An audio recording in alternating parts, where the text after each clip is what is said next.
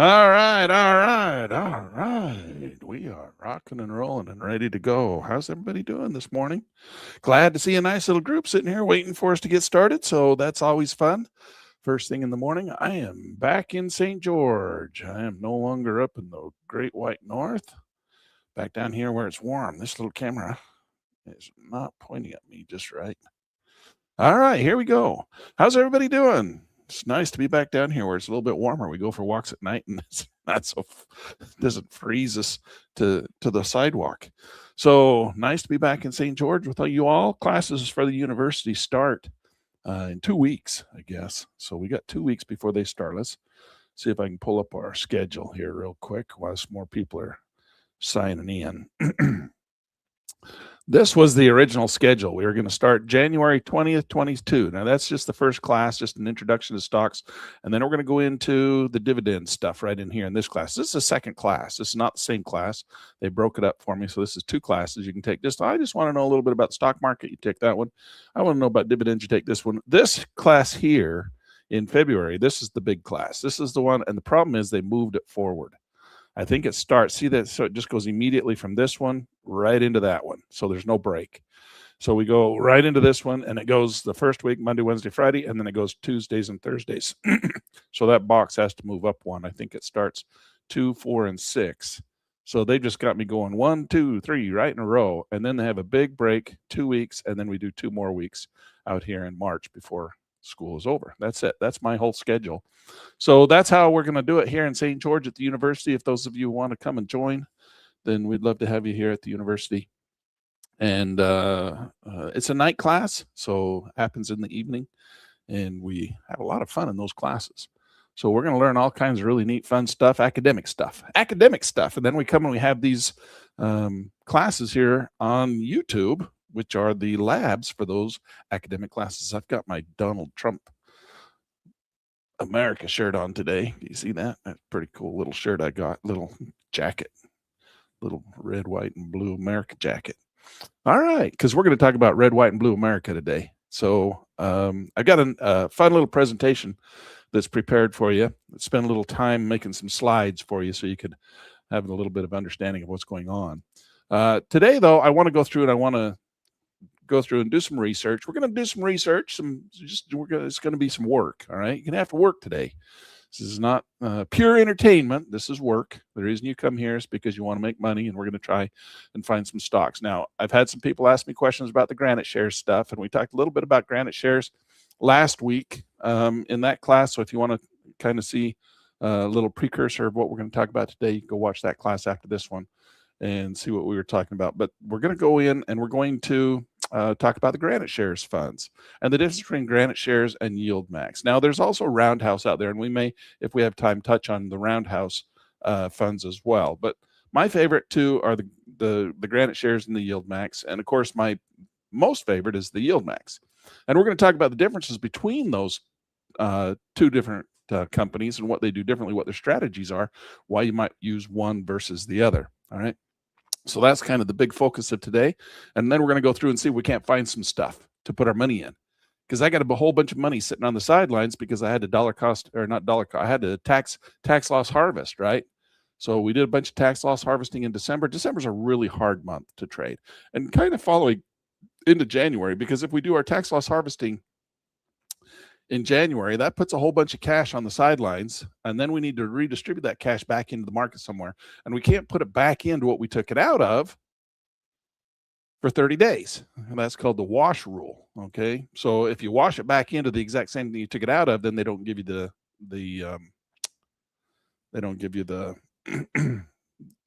the break on your taxes.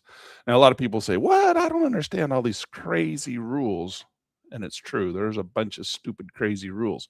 But I got a little slide for you here. I want to show you. I created this funny little slide.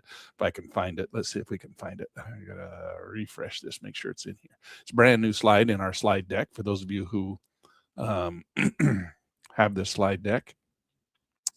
We're going to come down here, and I put a new slide in here for you, just for that comment right there. Because, where'd it go? It's all the way down the bottom. Right here. Because this one here. you have to know the rules of the game, because the stock market, see this cool little picture I made? Here, I'll move it over here so you can see it a little better. See this cool little picture I made? This is the stock market game. See all these old dudes sitting around smoking their cigars, playing the stock market. The stock market is part strategy, part luck, and you're playing against the pros. To win, you need to know the game and the rules. So that's why I bring up dollar cost averaging. That's why I bring up um, tax loss harvesting. That's why I bring up some of these other, like the wash rule. These are rules of the game. And you guys oftentimes hear me say, well, you know what? Yeah, pull up the box of the stock market is like playing a game, and they have all these stupid rules, and it's just a game. It's a game you're playing, right? I oftentimes say that it's a carnival game. Here's my new little thing: it's a carnival game. Rules to live by. The stock market is like a carnival game. The odds are stacked against you, and the outcome is never certain. But it's also a game of skill, and skill can be learned. So the stock market is a roller coaster, all right, especially in the months of December and January. And if you read Pitt News Magazine, all of you have Pitt News Magazine. Of course you have Pitt News Magazine. You wouldn't be here if you didn't. Pitt News Magazine had a nice article on the seasonal nature of markets in the month of December and January. And we've got those two issues out, and we talked about tax loss harvesting. We talked about the wash rule. We talked about things like that, and how the December is really a funny month. You don't know what's going on. You don't know why the market goes down or why it goes up, because people are randomly getting in and out of the market for tax purposes and tax reasons. And then January is tough because all those people who got out in December, now they have to wait 30 days before they can put their money back in. And not everybody got out on the same day. Not everybody is going to get in on the same day. So the markets are going to be a little bit sporadic getting out. Markets are going to go up and down, in December, crazy, as people are doing their tax loss harvesting. And then in January, they're going to start putting all their money back in. And that's what we're doing, right? We're going to go through and we're going to look and see where we're going to put our money back in. And we're going to find some places. And we have to avoid the ones that we took our money out of because we don't want the wash rule. So we have to leave the money out for 30 days. And so that's the point of this little picture right here. All right. The stock market is a game, just like when you're playing a game of life on, a board game. You lift up the box and you look at the back of the box. It's got all the rules. If you don't know the rules, you're not going to be very good at playing the game. You're not going to win, especially not against these pros that are sitting around here, been playing this game for 40 years, right? So you got to learn the rules of the game so that you can beat these guys. These are who you're playing against, all right? Have you ever gone to Las Vegas? And I've told this story a couple times, but I went to Las Vegas with my son, and he's really good at playing poker, around the kitchen table. He can win he's really good at playing poker around the kitchen table. So he wanted to go, and this is back when he just turned, I think 18. So he was old enough to go into the casino, and he wanted to play. And he went and he sat down. He and I sat down at the casino in Las Vegas, and he wanted to play poker against, down in Las Vegas, see if he can do it for some real money. And I gave him a couple $100, and we sat down. And I had a couple $100, and we sat down. And I'm not, I'm no wizard at playing poker, but he got his hiney handed to him, hands down, the very first time. Why? Because there's a whole bunch of pros that sit around, like these guys here at the poker table in Las Vegas, and they sit there and wait for the tourists to come in, and then they just take the tourist money because they're really good at it. So all they do is they just sit there and wait, and they sit at the table, and you don't have to, when you're in Vegas and you're playing poker, you don't have to play every hand. Now, if you sit down at the blackjack table and some of the others, you do. You have to play every hand, or else they don't let you sit there. But at poker, you can sit there and you can skip a hand. You can, I don't want to bet this one. They deal you the cards, you look at them, you throw them back in. I don't want to play. Because if they're just playing against each other, they don't play, right? They just sit there and wait because they're all a bunch of pros sitting there waiting for some dumb guy from St. George, Utah to come wheeling in there with a couple $100 to sit down and see how well he can do. And those guys took our money that fast, right? So that's the same thing as the stock market. You got to be careful because there's a lot of guys that are just pros that are sitting around there, sharks, just ready to circle the little, the little plebes, the little new guys that are sitting at the table for the first time. They just come take all your money. So it's important that you know and understand the rules of the game. And that's the point of this little slide here and this little lecture to get us started. All right, let's get back over to what we're going to talk about today. First thing I want to do is I want to bring up a chart for you. I want to bring up a chart called DJT. How many of you are familiar with this chart? If you're familiar with DJT, you know what that is. Raise your hand. Say something in the in the comments. Say, I know what DJT is. It says right there, it tells you it's Trump Media and Technology Group Corporation. So this is Donald Trump's stock for Truth Social. You guys, he's got his own little Truth Social thing, right? Because he got kicked off of Facebook and Amazon or Facebook and Twitter and all these other social media outlets. And so he created his own, he's a billionaire, he'd just go and create his own company. So he created one called Truth Social. And if you want to see what Donald Trump's doing and what he says, and he tweets all the time, he talks to, world leaders through his social media company. That's how he posts stuff, right? So he doesn't go to the mainstream media and do all these stuff. He just, if he wants to say something, he says it right on his own little company, Truth Social. So if you have Truth Social on your phone, you can see what Donald Trump has to say to world leaders and to other politicians and to people. It's just comments. It's a social media website, but he does a lot of stuff on there. And so you go get that little app on your phone and you can follow Donald Trump and you can see what he says all the time. So that is what this is. It's a publicly traded company and you can go buy stock in his company. Well, if you look at his stock's not been doing well. All right. He bought it and it went up at first and then it kind of went down and then it went up and then it went down. It's just kind of been drifting lower. But what's this right here? What happened right here? Does anybody know what happened right there? Donald Trump merged. He didn't buy his social media company or his Trump Media and Technology company merged with another company. He basically bought another company, Fusion. That's exactly right. Jay's right on top of things, man. So what he did is he merged with a company, and I got a little slide here for you. Again, let's come back over here. And he merged with a company called TAE Technologies. Now I want you to think about this for a second. Let's just kind of brainstorm some ideas, some concepts here. TAE Technologies, they are a fusion energy company, cold fusion basically, which hasn't been invented yet. But they are the leaders in developing cold fusion, basically cold fusion. It's not necessarily cold fusion. It's fusion that doesn't have, like a nuclear bomb. When a nuclear bomb goes off, it kills everybody because of the explosion, right? But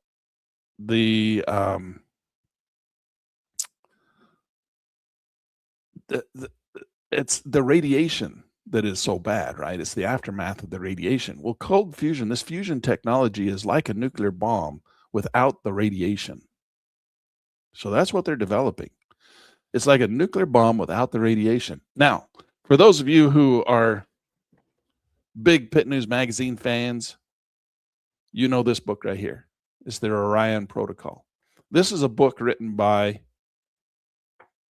one of our authors, right? One of our authors, Grant Thorne. And this is actually a novel. It's a novel, but it's based on truth. So it's a historical novel. Historical meaning like last week. This is all current stuff. It's like all the congressmen and people who are buying stocks. It talks about all that. It's all these different contracts, and it's all about cold fusion. It's all about this fusion stuff, fusion technology. So that's what this book is all about. It's really a fun book because it's been written into a novel. So it's got a storyline in it while it teaches you all this really cool stuff that's been going on behind the scenes. So if you haven't got that book, you can get it on Amazon. It's just called the Orion Protocol. $7. I mean, it's not going to, break your bank. So go get that. It's fun. It's a fun little book to read, and it's clear full of all kinds of stuff. A beautiful story about this type of technology. That's exactly what the book was written about. And then, of course, Donald Trump comes in and he buys TAE Technologies. Now, Donald Trump bought TAE Technologies after this book was written. I think he read my book. That's what he did. Donald Trump read my book. And so he went and bought TAE Technologies. That's what he did. All right. So go get the book, read about it, and it's really fun. And then you got Truth Social merging with TAE Technologies. Now, TAE Technologies, think about this all goes back to AI, right? Artificial intelligence. And we are running out of energy for electricity for AI. And so the federal government is putting all kinds of efforts into electricity generation, technology, being able to build these big plants and everything so that they can have electricity. And then Donald Trump comes in and he buys this company. What? Do you think Donald Trump has any inside information? Do you think he knows something we don't know? I don't know. Maybe he's got some knowledge that we don't know. What do you think? Do you think he's in a position to maybe know something that we don't know? Possibly. Maybe he's just a good speculator. I don't know. He's been pretty good at speculating his whole life. He's got more money than I do, a little bit. So we're going to come down here and talk about TA Technologies, the future of clean fusion energy. All right, who they are. The world's leading private fusion energy company, founded in 1998. The goal? Commercial fusion power that is safe, carbon-free, and non-radioactive. That's the cool part right there. Non-radioactive, carbon-free. All right. Key differentiator. Unlike competitors using donut-shaped tokamaks and radioactive fuel, deuterium tritium, TAE, uses a linear design and safe hydrogen boron fuel. Now, this is way above my pay grade, but that's what they do. All right. They're a little bit different company. They're doing something different than everybody else. Current status, moving from research validation, what they call the Norman device, to a commercial prototype, which they call Da Vinci. So they are ready to move into a commercial prototype already. And Donald Trump just merged with them. Now, these guys were not, they were not publicly traded before this merger. And so they didn't have to go through the IPO process, because the IPO process, they have to go and release to the public all their information, right? Well, this way, they just merged with Trump's organization. And they didn't buy him. Trump didn't buy him. They just merged. So their value went way up, and Trump's went even down further, right? So, but they didn't have to go through the IPO process. So now, if you wanted to invest in the company that Donald Trump invested in for the future of energy, electricity, and technology, maybe, just maybe, you would want to buy into this little company that he's building here. AI did some cool little pictures to kind of show you what the future would look like with this free energy style technology, right? This non-radioactive, carbon-free fusion energy. All right, so there you go. So this is the stock. This is Donald Trump's stock. We showed you that just a second ago. And you can see how it popped right here at the end. It just kind of, as soon as he merged, it ran way up. It's pulled back. It's made what? A little ABC pattern. And so we're going to come over and we're going to look at our chart. And am I making a trade recommendation here? No, I'm not making a trade recommendation. I don't make trade recommendations in this channel. I don't tell you guys what to do. I tell you what I'm doing. All right. Now, because of this, I bought a bunch of this stock. So I bought some. All right. I got in right around here, right around $13, $14. So right in here somewhere. And it's up a little bit. It's $14.63 today. So I'm up a little bit. I bought it right on this dip as it pulled back. So I didn't get down here. I didn't know that he was going to do it. These are the people who had the inside knowledge that did this. All right. As soon as it was available, it went. But I got in right in on the pullback. I didn't want to buy up in here. I didn't want to buy up in here. I was like, it'll pull back. And it did. It pulled back down into here. And so I was able to get a little bit here. And so I've kind of dollar cost averaged in a little bit during this pullback here. So my average is right around $14. But anyway, just to give you a little nudge and let you know that I think Donald Trump probably has a little inside knowledge, a little bit more knowledge than us. And it's pure speculation. I'm not telling you guys to buy this stock. In fact, if I were you, I wouldn't. Don't do what Land does. Whatever you do, don't do what Land does. Just kidding. You can do what I do. I've done pretty good at this. So if you want to do what I do, buy a little bit of this. And it's kind of right here, right now, going across that natural trend line. It's been dipping down in here, and I think that we might get a little.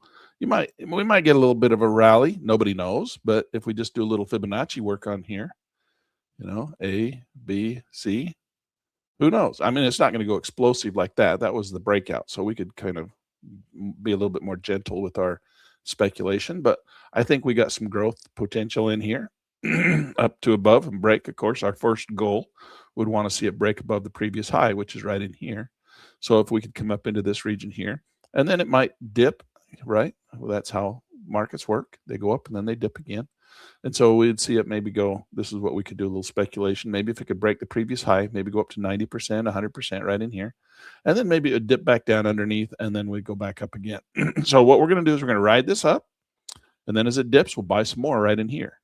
All right. So it might dip back down underneath our previous trend. And then that's where we could buy some more in anticipation of the next rally. So that's kind of what we're looking for on this market. Is the company's still, they haven't got anything that's working yet, but they've got some prototypes that are working, and they're ready to go into some the next stage. All right. And they merged with Donald Trump, so they get some public money. So they could get some public money, and now they got public money coming in. And maybe the future of technology will have Donald J. Trump written all over it, because it's the future of fusion technology. All right. And if they can license that out to lots of companies and make all these little fusion reactors all around the world that are clean and free energy, basically, right? Nothing's free, but hydrogen boron fuel driven. Maybe we can participate in that, and we'll be rich beyond our wildest dreams. Nobody knows, right? Nobody knows. I will tell you the next thing that I have done. I'm going to come over here. I have bought into Bitcoin a little bit on this pullback. This is not a good chart to look at right now. Let's come back over here. I bought a little bit of money in Bitcoin again. Okay. Now I took it out of some of the yield max Bitcoins because I can't put it back in, because I had a bunch in there and it went down through the big flush. Right.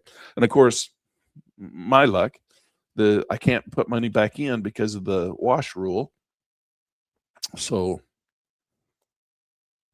now that it's, this is where it's starting to curl and start to come back up again, I can't get back in. So I have to sit and wait, but I did put it back into Bitcoin proper. So I took it out of this one that gives me the dividends, and I put it into Bitcoin proper, and we'll see if we can't get a little growth coming back out of this thing again. But that's the two purchases that I have done since you and I have talked last. And I believe Bitcoin will come back. I'm a believer in Bitcoin. I think Bitcoin will do well. I've done well with Bitcoin in the past, always made money with it. I've not lost any money in Bitcoin, not made tons, made about $100,000, I guess, last year in Bitcoin. That's a lot of money to me. But that's kind of where we're at with the two purchases I've made so far this year. And I need to probably pull up my little spreadsheet for you and show you where we're at. And then we're going to go look at the other markets that we're going to be putting some stuff in. Now, I have been working on my spreadsheet, and we're back to the only things I have, the only UBI, Universal Basic Income stocks that I have are AMD, NVIDIA, OARK, PLT, and GDX. And last night I made, last week we made $3,300 in dividends that came in last night. So my portfolio with those four stocks, with the amount of money I got here, 50,000, 100,000, 50,000, 200,000, 24,000, 427,000 is what I've got in there. All right, or that's what I put in. The current value is only 379. It's gone down 47,000. So I've lost 47,000, but I've made in yield 137,000. So 137,000 in yield. So that means I've made $89,000. All right, on these four stocks. And then I'm 19 months away from break even. In 19 months, I will have received back, if it maintains this same growth status, in 19 months, I will have had $427,000 back. All right. And that's just all that means. All right. So this is how these four stocks. Now I had a whole bunch more than these, but I took them out because I don't have them anymore. And so they went into cash. So right now I have in cash, wait, where's my cash? Oh, cash on hand, 190,000. So I have $190,000 sitting in cash, looking for places to put my money. So if you guys want to go through and figure out where we're going to put our money, that's the money I'm going to be putting into my portfolio. And I've taken $120,000 in cash out, paid bills, bought things. You got to buy money. You got to buy things too. So that's the money I've taken out so far since I started this with 476,000. And I made 275,000. I have 120,000 in cash, and I took cash withdraw, and I have, where'd it go again? 190,000 in cash. So right now it's saying that I made 58% annualized return starting from a little bit of 2024, 2025, and now going into 2026. So I'm total for those 3 years, which is really just a little bit at the beginning of, just at the end of 2024, all of 25, and then the first week of 2026. I'm at 58% on just these 4 stocks, or on these 1, 2, 3, 4, 5 stocks. All right, so that's where we're at, and that's what we're going to do. We're going to come down here and see if we can't load up, get some more stocks. So let's first of all go over to Granite Shares. We're going to go over to Granite Shares. And the reason I'm going to start with Granite Shares and not Yield Max is because we always talk about Yield Max. I don't talk about Granite Shares as often. So let's create a new portfolio, and we're just going to call it Granite Shares. Granite Shares, and it's called Yield Boost.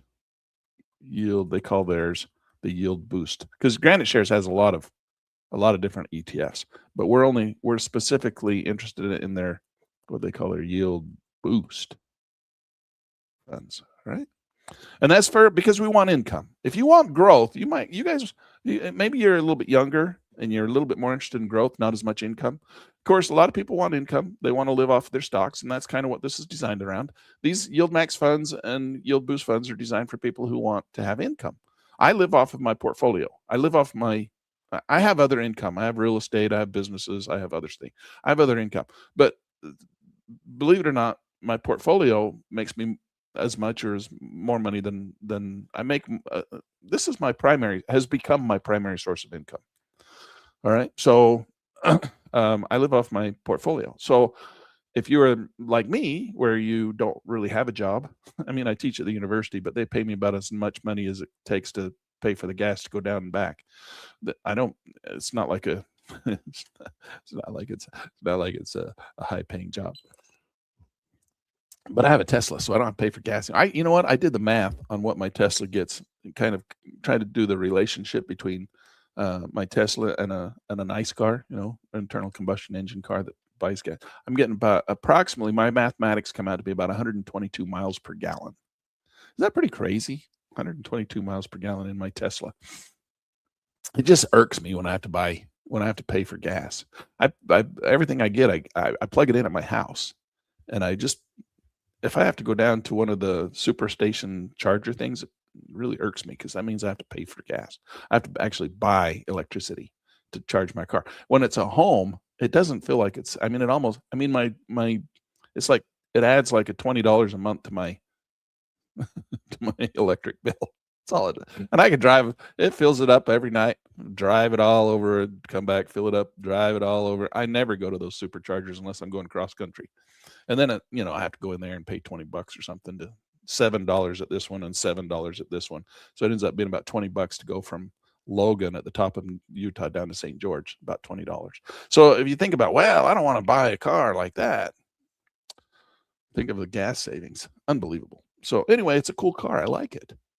I have no illusions that I'm saving the environment. I know, because to build one of those things with all the batteries in the ground they have to rip apart, and all the diesel that they use to make the batteries and all that stuff, I don't know if there's any savings there. But it is cool that it doesn't, puke out exhaust, in the McDonald's line. You don't have to turn off my car. Turn off your idling car. I don't have to. I don't have that problem. Anyway, it's a cool car, and it goes by itself. I just hit a button, boop, and it takes off and goes all by itself. Takes me wherever I want to go. It's like a chauffeur. All right. So that said, we should look at the Tesla stock, since we're talking about Elon and his neat little car. It's like driving your iPhone. It's just like an iPhone. You have this little display. There's no speedometers or anything. I think they should put all that stuff back in there just because it's cool, and we like I like little dials and stuff. It could be your speedometer, or it could be like a dial, and it could make, I don't know. You could have a gas gauge that looks like a gas gauge, only it's for your battery. But I don't know. That's just me. I think it would be cool. But no, they just have this big display, like a computer screen in your car, and it's a touch screen, and you just, set up all your settings, and you just hit buttons on there, and it just drives you around. Takes you wherever you want to go. I'd put grandma in it and just say, hey, grandma, here, push this button and go to the store. And she'd just take her and go park and everything. It's pretty cool. All right, and if you wanna drive, it's a performance car. It's fun to drive too. You don't have to just always let it drive you. Let's see, okay, so this is Elon's little car right here. This is a car company. Now remember, he's got 2 other sources of income in Tesla. So I'm big into Tesla, got a lot of Tesla, own some Tesla, buying Tesla, very positive on Tesla, but it is coming down off this previous big high up in here. All right. So we had this thing come in. We want to pull up our little accumulation distribution model. This is the one. Come on, come on. I hate it when it does that. How come it does that? How come it does that? Come on, Apple, you ding dong. Not Apple. It's not Apple. This is Microsoft Windows. Okay, see that? There we go. I think that's a little key. So there's our map. So if we look at our map, right here, we can see this was this part right here. We got that a real elongated accumulation stage in here. And I don't really think that was much of an accumulation stage as much as it was a Elon got political stage. And people were like, what? What's he doing, Elon? Nobody's buying any of his stuff.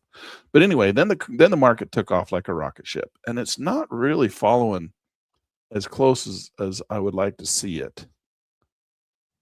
Because it went through this stage here and then it came down with the dip, but then it took off and rallied back up again. So this is kind of, it's not really following the Wyckoff theory very closely. And so it leaves us a little bit more bereft, wondering, hey, wait a second, what are we going to do? So we're going to have to take into consideration Fibonacci and Elliott Wave. And so we can see that this is kind of coming down off of this little ABC pattern, this little bow tie. And we're anticipating it's still falling. So don't freak out. This is just going to give us an opportunity to buy it lower. All right. So see how high the MACD is up here. So MACD way up here on the top side, and it's coming down. It's turned red. This is all normal stuff that's happening. Don't freak out. This is all good stuff for us, because what we're going to do is we're going to be able to buy some more as it gets down here. And now's a good time because we're looking to find something to put money into, right? TSLA.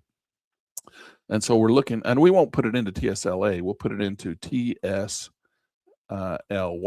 which is the yield max version, but this is Granite shares. So we're going to put it at TSYY. All right. So we're going to look at Tesla, and as this comes down, as it gets down, I want to see it hit that red line right there. That's where we'll put in our first tranche, if you want to call it a tranche. And if it comes down further, we'll put some more in down here at 130.9. This is the 200 period moving average. I don't think Tesla's going to come all the way down and touch the 200 period moving average, but it certainly could. All right. And if it does, we'll put a bunch more in. So don't put it all in at once. Wait for it to come down. We don't necessarily need to catch a falling knife, because I don't think it's going to come down and make a V recovery, although it might. A V recovery is what it did here. It came down and made a V recovery. It didn't give us the little ABC pattern that comes down, tests the previous low, and then starts to go up and gives you that little buy signal right in there. See that? It just took off. This is called a V recovery. We might get another V recovery in here, get a little double bottom down in here. Who knows, but it could come down into this region here and then take off V recovery. It wouldn't give us, the little ABC. Maybe it won't give us a little ABC here. I don't know, but that's what I would look for. I would like to see it make a little rally and then a little ABC pattern, little, maybe even just a couple little bars, little red bars to come in here and then turn and go green again. And then that's where we'd be buyers there too. So we're looking for what I call decision point trading. All right. Decision point trading is a term I coined for decision points. So when a market gets to a decision point where it turns, it starts to turn around, that's a decision point that you have to make. Now, these little blue lights, I'm going to turn up the volume on the little blue lights. We're going to come in here. How do you turn up the volume on the little blue lights? There they are. So you can see the decision point is when that little blue light is going to intercept that market. All right, so let's get rid of all the drawings and just come back, and I'll circle some decision points. All right, there's a decision point. There's a decision point. There's a decision point. Here's a decision point. Here's a decision point. Now, I like these little blue lights to come deep down into the trough. See this? See how this comes down deep into the trough? Now, you can get, the reason we have two sets of dots, we also have the parabolic SAR. We have the blue lights and the parabolic SAR. Now, we're going to come in here, and I'm going to make those a little brighter too. See how the red ones are a little bit more aggressive. But the problem with having being more aggressive, it's like baby bear, mama bear, and papa bear. All right, so we have 3 sets of dots that we use when we're doing this type of analysis. The other one is the ATR.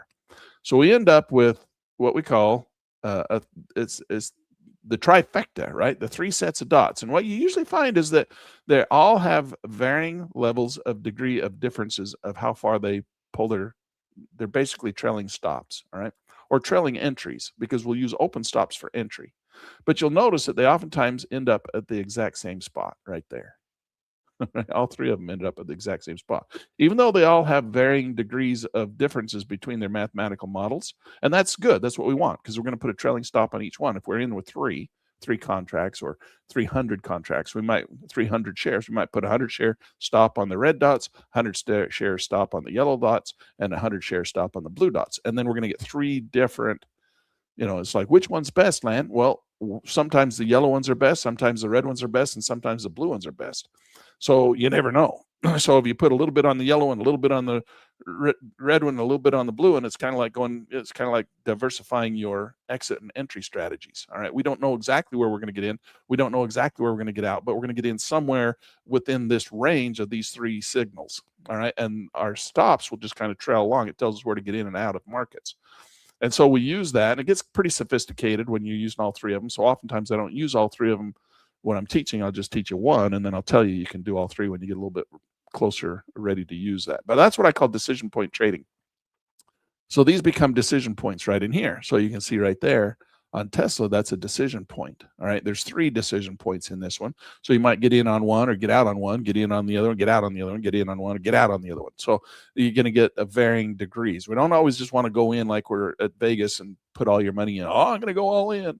Right. We always want to do a little dollar cost averaging. So if you can use 3 different models, 3 different mathematical models that are similar in a sense, but different enough that they're going to give you different answers, that you can use them to kind of diversify your entries and exits. All right. So that's what that's all about. It's a little bit more sophisticated way of getting in and out, rather than just saying, okay, time to get in, or okay, time to get out. We have 3 different locations where we get in, 3 different locations where we get out. And so we use those 3 models simultaneously. We use them together. Okay. That's how that works. Now this is coming down. So you can see our 3 models coming down right now. They're at different locations, right? And that's exactly what they're supposed to do. They're not supposed to be on top of each other. And then as this thing comes down, you're going to get the first one is going to break, and then you might get another one that breaks, and then you get another one that breaks later. So you'll be able to have multiple entries, and you might get in with one, and then the other one drops, and then you don't get in with the second one, and then maybe that one you get in, and then the third one drops, and you don't get in until down here. So it'll kind of be a little bit sporadic about its entries and exits, and that's a good thing. That's why we do it. So those are just some tools. So you're going to get your decision point. So it hasn't crossed any of those yet. So until it comes down and these dot systems come deep into this little trough down in here, we're not going to add in. And also, for those of you who are options traders, I'm an options trader, and I told you I'm going to start doing a lot more options trading. I want to sell a put, right? I want to sell a put down here. So I'm going to sell a put down here, not that one. Let's come out here. I'm going to sell a put down here. But when am I going to sell the put? Am I going to sell the put right now? I could come in here. Oh, I'm going to collect $625 if I sell that put right now. The problem with that thing is this market's, what just happened? Hit the wrong button. This market's coming down. All right. So this market is coming down. Well, if it keeps coming down, well, this will show a big drawdown against that 625. And I hate that. It looks like you're losing money. You're not. It's just, that's only if you liquidate before you'd lose money. So, but if this thing comes down, well, this shows a big loss. Well, I don't want that. And besides, if it comes down anymore, this will be a bigger dollar amount. 635 is all it is now. Well, if this market comes down to in this region here, well, that'll be a lot more money. It'll be probably, we could scoot this up and see. Be about 15, double the price, right? Be about double the amount of money. So if I put this down here, what the heck is going on with my computer screen? Why is it doing that? Software's not crashing. The computer screen is just going blank. I don't know what's going on. All right. Anyway, so If I put it in down here right now, I only get $630. But if I leave it at the exact same place and wait for this market to come down a little farther, it'll almost double in money, and I can sell it at the exact same spot. And so what I'll do is I just wait. So I'm trading this. It doesn't look like it. It's like, Lan, you're not trading it. Yes, I am. I am trading Tesla right now. How? By not getting in. I'm sure I'm actually making more money as the market comes down by not selling my put option yet. Does that make sense? I'm trading Tesla right now. The further it comes down, the more money I'm going to make. Why? Because I'm going to put a put option right there, and I'm going to sell it right there. But if the market comes down further, that put option will go up in value, not down. Right? Right now, it's only 630. If Tesla keeps coming down a couple more drops, which I think it will, I can have that option down there. I'll put it in.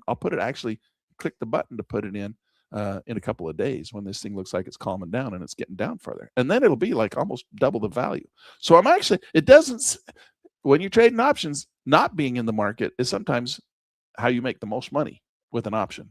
I know it's weird. I'm not in the market, but I'm trading Tesla with that put option right now. All right. I could just leave it on the screen and it's not executed, but it'll show me how much money I'm increasing or decreasing my options value. And as soon as I think that gets to its maximum profit potential, see, you can see it changing, 630.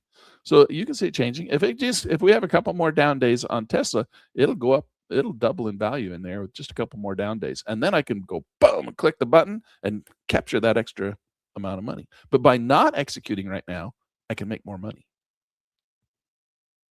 Does that make sense? So I'm actually trading 3 or 4 different markets, but I'm not in any of them. Why? Because they're all coming down and my put option is increasing in value. All right, because that just means I'm going to buy some shares right there if the market comes down and touches the purple line underneath the red line. Remember, it's a carnival game. So my carnival game right now is I want that market. I'm going to sell this put option, but not right now, because if the market keeps coming down, I'll get more money by not selling it yet. And then the game will be, as long as the market stays above the red line, I will get to keep the 630. But if it comes down and touches the purple line underneath the red line, I get the shares.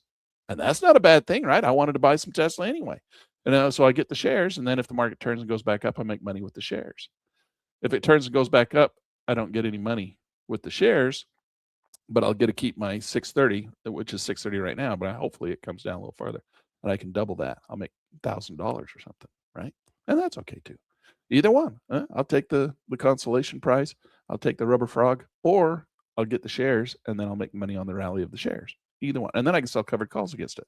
Okay. So that is what Granite Shares does. And so it's kind of a long circle way to come back around to what Granite Shares does. Granite Shares sells covered cash secured puts. All right. So there's no upside potential. Let's say I sell this right now. If I sell this right now, go ahead and execute it and sell it right now, I'd get $632. That's mine no matter what. I get it. All right. No matter what the market does from now on, I get that 632. It's mine. Now, if it comes down here and touches underneath, I'm going to get the shares. And that's okay too. I get the shares. So this is what Granite Shares does. And Granite Shares takes that $635, and at the end of the week, they give you some of it. All right. They give you almost a large percentage of it. They give it to you. Of course, they have to give it to a whole bunch of other people too. So however much you got invested is how much you get in a percentage basis of what they're trading. And so if we say, well, Lan, I don't really want to trade options like you're doing there. I'm kind of not comfortable with that. Okay, well, you don't have to be. Just come over and give your money to TSYY and they'll do it for you. Now, this is TSYY. If it will open, come on, buddy. Why are we having problems today? I do not know. I do not know. Oh, there it is. Come up.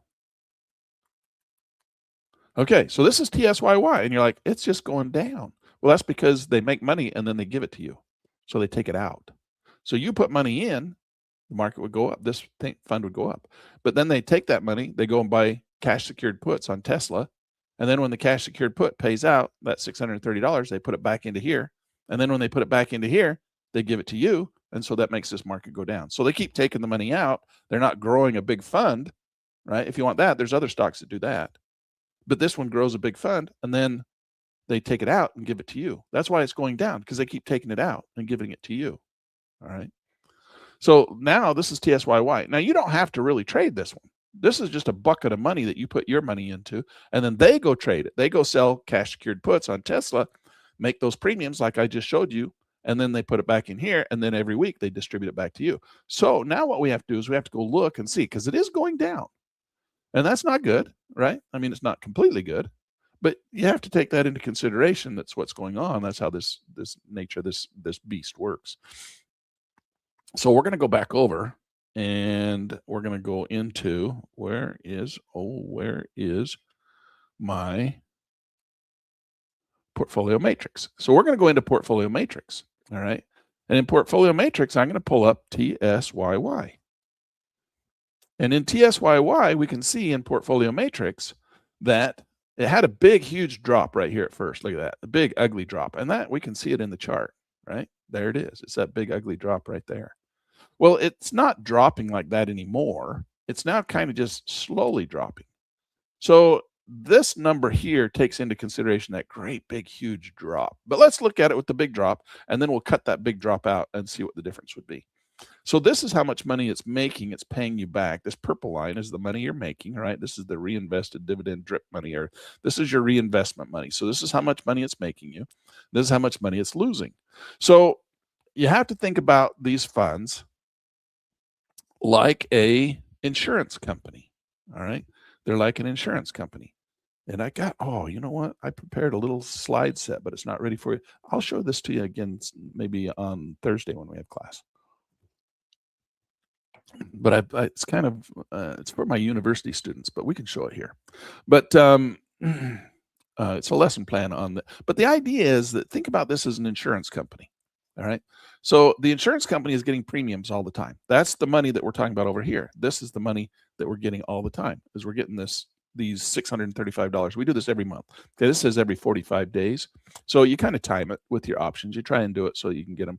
But they'll ladder them and they'll lay them in here. They'll go deeper and they'll go longer.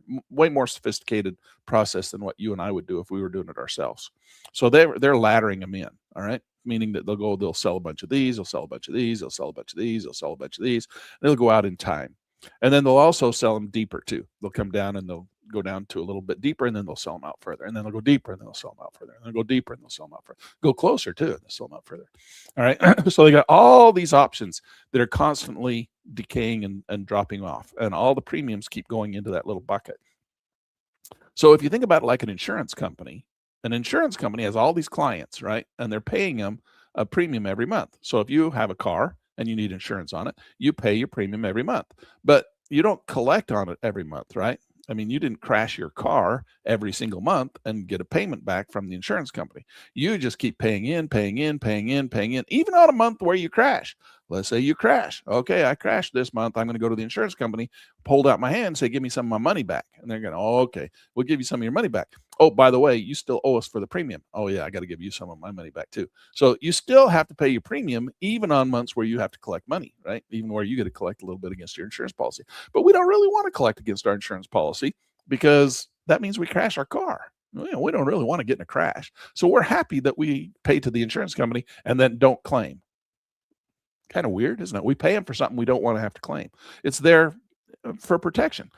Well, for traders, that's what a put option is. Most traders don't sell options like I just showed you here to collect the premium. They buy them. So they pay the $640 because they probably have some Tesla and they're worried that the price is going to fall. So they'll buy a put option, which is insurance to them against the market falling, and it'll keep them from losing money, right? So they'll put their put option in there. They'll pay their premium as an insurance premium. So that ends up what YieldMax is doing and what Granite Shares are doing, more Granite Shares in this sense, but Granite Shares is like an insurance company. So what they're doing is they're selling insurance against a falling market. And they collect the premium. Okay, the premium $637 for that insurance policy. But do they have to pay off? Well, they only have to pay off on this particular one if the market drops below and touches the purple line underneath the red line. That's the only time they have to pay out. Now they have to pay out. Don't get me wrong. There's times they have to pay out. They're an insurance company. You always have to pay out. There's somebody crashing their car all the time. And what they're doing is they're insuring your portfolio. All right. They're insuring your portfolio. So there are times when the market falls and they have to pay out to the people. So that's what this little chart right here shows you. This chart shows you how much they've had to pay out to to the people who bought the insurance. That's what the blue line is. So you can see that right here. That's the gain. So they had a negative gain of 78%. So they had to pay out 78% of the premiums that they received to the insurance to the insurers, the people who bought the insurance. But they're in business to make money. So they hopefully the idea is that they're receiving more insurance, right? More premiums than what they have to pay out. And so that's the yield. So the yield is 136%. So that's this blue line. So they made 136%. They had to pay out 78%, counting that great big huge drop right in there. Okay. So they still had 58% annualized return. That's a lot of money. 58%, that's a lot of money. And it's actually, that's still taken into consideration this big drop here. So if you think about Granite Shares, in the truest sense of the form, Granite Shares is an insurance company insuring traders that the market won't fall. They buy the insurance, pay Granite Shares the premiums so that Granite Shares will insure them. But the market does fall sometimes. And when the market does fall, well, Granite Shares has to pay out like a crashed car. So they paid out 78%, but they got 136%, had to pay out 78% to the crashed cars, still leaves them with 58%. Now, I don't know many businesses, many of you guys have had businesses of your own. You've probably been in business, maybe a coffee shop, maybe some sort of business where you maybe a car salesman, maybe you had a retail store and you sold electronic stereos or something. I don't know, but you probably had a retail store. Probably some of you are familiar with the concept where you buy something, right, from China and you import it, okay? And you put a box around it and you put a price tag on it and you say, well, I bought it for $1 and I'm going to sell it for $2, or I bought it for $1 and I'm going to sell it for, $1.30. So that's your markup. You put it on the shelf, and then out of that 30 cents that you marked it up, or if you sell it for $1 and you bought it for $1, you have all of your expenses that you have to cover, right? So you have to pay your employees, you have to pay for advertising, you have to pay for lights and building and retail store. So at the end of the day, you have expenses against your product. Well, you have a percent gain that is your money that comes out of that profit. So that's all this is. It's a profit. You made 136%. These are your expenses, 78%. That leaves you 58%. That's a pretty good business. For those of you who've been in business, you know that a 58% annualized return on your business, that's killing it, right? I grew up, my dad had gas stations. And so we had those little convenience store gas stations. And we would have gas. We were lucky if we could make 10% on our gas. For every $1 that we would sell, we'd make 10 cents. That's how much markup is in gas. Now they may be making 30 cents now because gas is $3 a gallon, right? So they sell $3 and they get 30 cents. So for every gallon that they sell, they're probably making about 30 cents. Or that's about 30 cents on every gallon. So if they sell 10 gallons, well, they made $3. 30, 60, 90, 36. Yeah, about $3, 300. So that's how much they make when you go to the gas station. Oh, gas stations are so rich. They make so much money. Oh my gosh, look, I just paid $80 to the gas station. He's rich. No, gas stations, usually the gas is a liter item. They lose money on the gas because the cost of pumping the gas, all the regulations, all the crap that they have to do, they want you to come in and buy a big gulp. Because when you buy a big gulp soda pop, that's money. Holy cow, because a big gulp, the cup is the most expensive thing. The drink itself is nothing but a little squirt of sugar into some sparkly water. That's where you come into the store. Buy a donut, buy a little mini pizza, buy whatever you can get in the store. That's where they make all their money. All right. They don't make money on gas. Gas is not a profitable venture. If you think, well, I'm going to open up a gas station and you're not going to do anything but sell gas, you're going to have to move thousands and thousands and thousands of gallons of gas to make any money, to make a living off of it. All right. My dad had like 8-10 gas stations. Gas is not where you make money. You make it on all the other services you can get people to buy. So that's what this is all about. So your company made 136% return, but you had 78% in expenses for a 58% annualized return. So that is a lot of money. 58% for any business is a lot of money. That's a good return. That's a good business. All right. Now let's cut this big drop off here. Let's cut that right out. The way we do that, we're just going to do the last 6 months. So what we're going to do, we're going to take the last 6 months. So we have a gain of 43 and we have a yield of 70 for 27. Okay. Now, if you want to annualize that, that's for 6 months. Annualize, you have to double that. So we're going to come in here and we just take our little calculator and we go 27.22 times 2. That would be a 54% annualized return. Now, what was it when we did the year? It's about the same, wasn't it? 58. Well, even with the drop, they made more money. So 58% annualized return. That's TSYY. And when you put your money into TSYY, remember, you don't do anything. You don't have to trade at all. You don't have to do it. You just put your money in there. Then they're going to go over and they're going to do all the options trading on your behalf. You take your money and go trade options on it. And then they're going to give you the premium right here. And over the past year, that's the performance that they've done, 58. All right. So let's go over, now that you understand the concept of how these Granite Shares funds work, let's go over to Granite Shares website. And these are all the different funds that they trade on.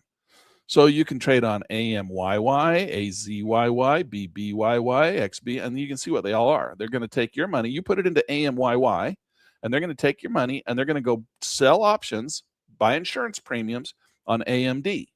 And then when they don't have to collect, right? They don't, when they get to collect their premiums, they're going to share those premiums with you. But remember, sometimes they have to pay out. So they can't, you don't know. Each month, you don't know how much money you're going to make. It's going to go up and down because some months they're going to have to pay out a lot of premiums because the market went down and they have to pay their insurance out. And some months they're not. So some months you're not going to make lots of dividends. I don't like to call them dividends because they're not really dividends. Dividends are profits from a company. This is not really profits from the company. I mean, in a sense it is, right? Granite Shares is making money on their trades, but that's not the point. It's really a distribution. They're just trading your money on your behalf and they're selling insurance for you. So they're an insurance company and they're going to collect the premiums on however much you gave them. They're going to use your money to insure these guys. So you're taking a risk that they don't have to pay, that the market's going to go up, right? Not down. And so AMYY, you can go in there, give them your money, put it into AMYY. They'll go trade options on AMD for you, give you back your premium at the end of the month. So this one here is AZYY if you want them to trade on Amazon. So if you think a market's going to just go up for the next year, well, that would be a good stock that you'd want to put your money into and let them go trade insurance on it because you don't think they're going to have to ever pay out. Now, if the market's going to go flushing down, well, you don't want to have your money in there because they're going to have to pay out a lot of premiums, right? They're going to have to pay out insurance. But they still collect the premiums along the way, even though they're paying out. It's just oftentimes they have to pay out more than what they get. So here's BBY. So let's go look at a couple of these. You can see the list here, and then you just go to Granite Shares. And in Granite Shares, you go to their ETFs, and then you come down here, the yield boost. That's where you're at on this fund. All right. So this is where you find them. And then these are the guys that are going to do insurance for you. So it's a new thing. These are all brand new. They've only been around for a year. So this is not something you can go back and say, well, how did they do for the last 10 years? Sorry, there ain't 10 years of history. They've changed the rules in the stock market within just the last couple of years. And so this is all brand new stuff. All right. So I'm going to slide this off the screen for now. And we're going to go look at some of these. I'm going to come over to the charts and I'm going to show you a real neat little trick. And I'm a pretty fast typist, so I'm just going to type some of these in. We're going to come in here: AMYY, AZYY, BBYY, XBTY, COYY, NUGY, HMYY, HOYY, IOYY, MAAY, FBYY, MTYY. Now they used to only have 4. Uh-oh. I started missing my commas. Comma. I have to separate them by commas. Comma. All right. So that's what I can see on my screen. There's more than that, but we'll start with these. Now I'll show you another neat little trick because we got some other tricks you can do here. I'll show you another little trick. So while those are opening, I'm going to show you another little trick. Oh, come on, Windows. Come on. This is Grok. All right. So we're going to come into Grok and we're going to say, hey, Grok. Grok. How you doing?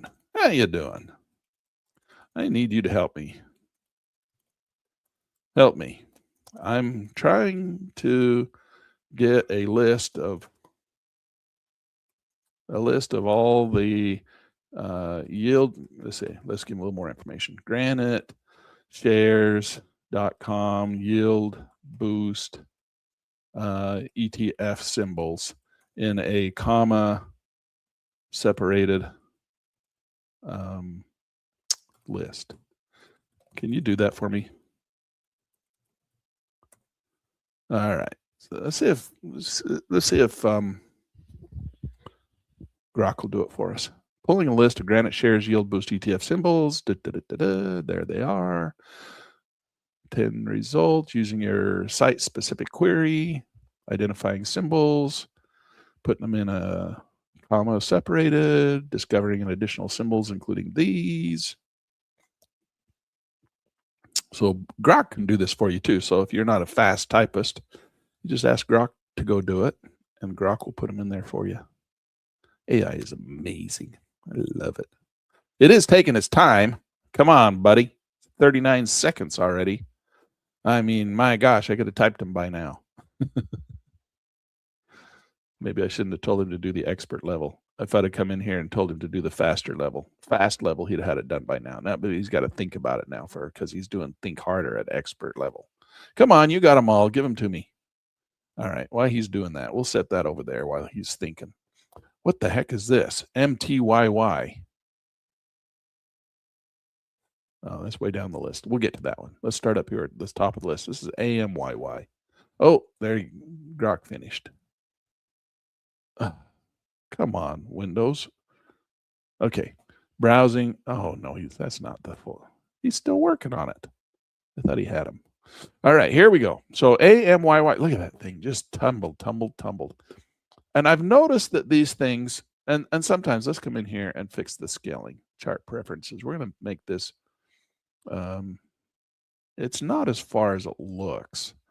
Because of the scaling, it looks, oh my gosh, it dropped a lot. No, really, it dropped from $26 to $21. So it dropped $5. It looks like a lot because of the scaling. You do this, and, oh my gosh, look how far it fell. No, come on. It's this far.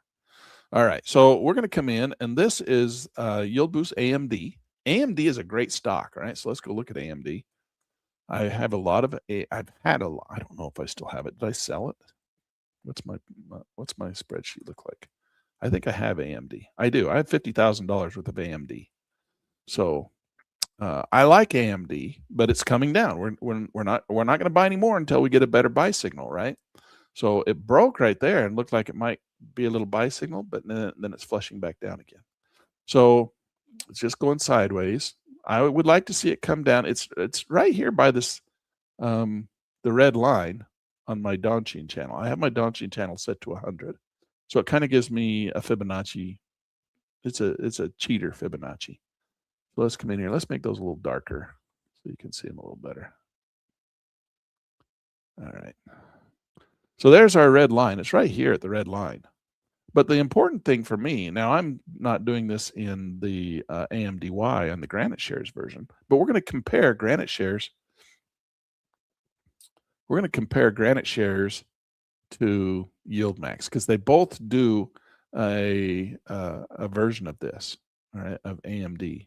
So we have AMDY and we have AMYY. So this is AMD. That's where it's trading. This is AMD, AMYY. This is what their fund looks like. And they've only been doing it for not very good, not very long history. So we don't have a lot of history, but just through this period right here, looks like. And then let's pull up, just for fun, let's pull up AMDY, which is the YieldMax version. Okay. And they are, again, we're going to do the, oh, come on. What in the heck is going on? It just drives me crazy. I don't know what the heck that is. Okay, here we go. So now AMDY is below the 200 period moving average, but we don't really, most important thing on when we do this on these underlying stocks is to know what our average cost is.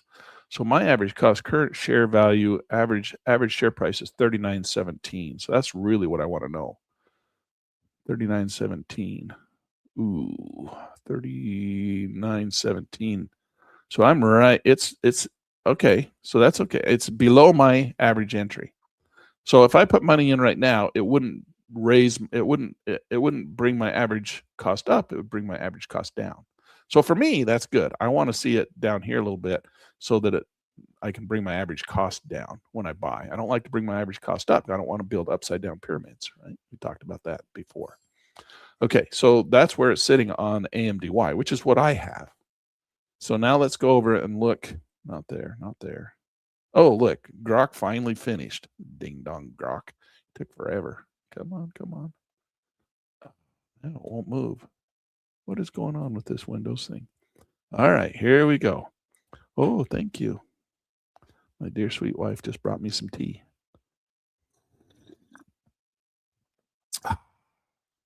All right, so I'm going to grab all these from Grok, copy those. I'm going to come over here. No, not into this one. Where's the software? And I'm just going to put those in here. V, Control V. And now it's going to open up the ones that I didn't type in. All right, so we'll get them all. They're added. There they go. In they come. All right, so those are all the Granite Share ones. So we got everything in here now. All right, so let's come back up. Oh, this thing is being so slow. You know what? I think I know what's the problem.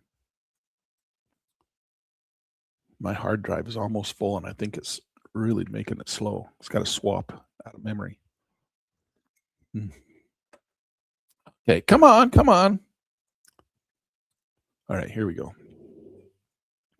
Okay, so back to AMD. AMD, AMDY, AMYY, AMYY. So let's go over into Portfolio Matrix. Oh, we slid it off the screen. So Portfolio Matrix is over here. All right. So Portfolio Matrix, and we're going to put in here AM. Is it AMYY? AMYY. I'm going to make this the size that we could see that list. AMYY. There it is. All right. So it's just started. So we've got a negative 10. So they've had to pay out 10% on AMD, but they've made 30% for a 20% annualized. Now that's not an annualized return.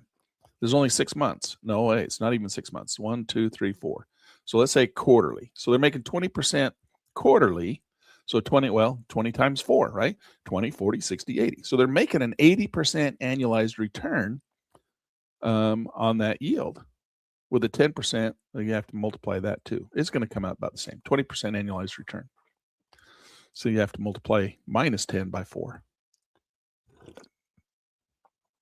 All right. So that's AMYY. We're making about 20%. Now, why is Tesla, TSYY, why is Tesla making 58%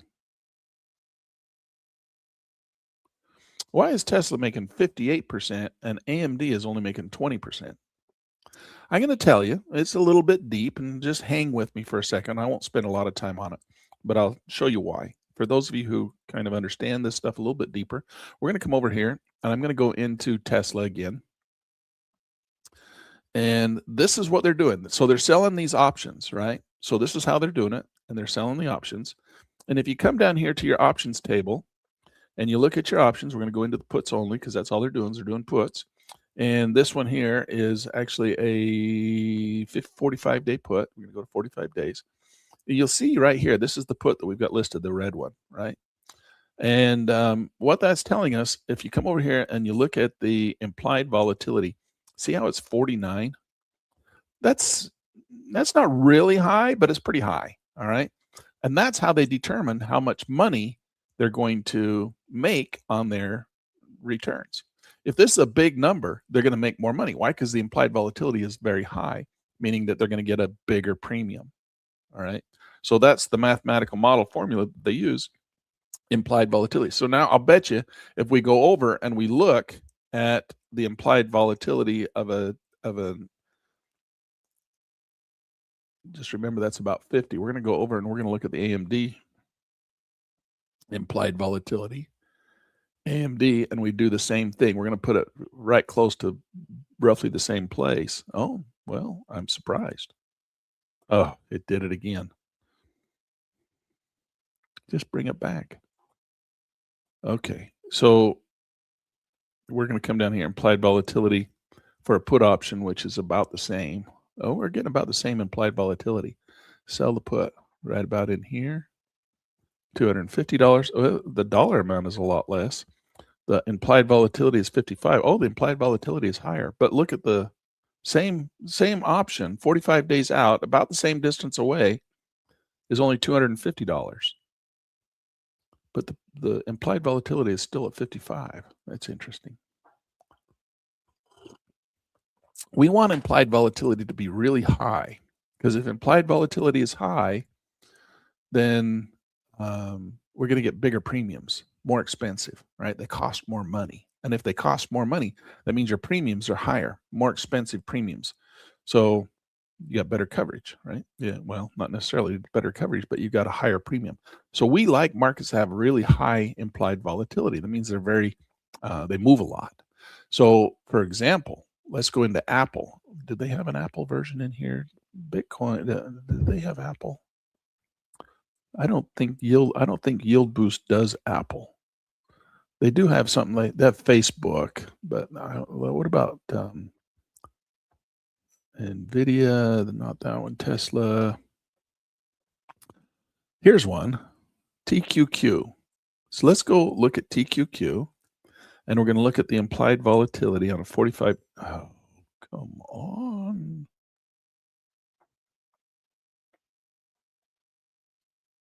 Implied volatility on, well, it's not going to be on TQQ. It's going to be on QQQ. QQQ. All right, so QQQ is going to have I'm going to bet, a much lower, see that, implied volatility. So if we come down here and we say we're going to sell a put, we just go about the same distance. You can see the premium on that is about $342, and the implied volatility, come on, scroll for me. Okay, it's going to be down here, down here, down here. Where is it? There it is. Implied volatility is 22. So that implied volatility is much lower than 50. So the premium is going to be a lot lower. And now it's all relative. You can't say, well, this one's 50 and that one's 50 and this one's 250 and that one's 500. It doesn't work exactly that way. It's not a 1-to-1 ratio. But the implied volatility tells you whether those premiums are expensive or cheap. All right. If you got a low implied volatility, the premiums are going to be very low. If you got a really high implied volatility, those premiums are going to be really expensive. Now, we also have theoretical value, which tells you anyway. So you can see the theoretical value is $202 and they're trading for $340. That means it's really a pretty expensive. It's $340 what they're selling that for. And it's only worth $202.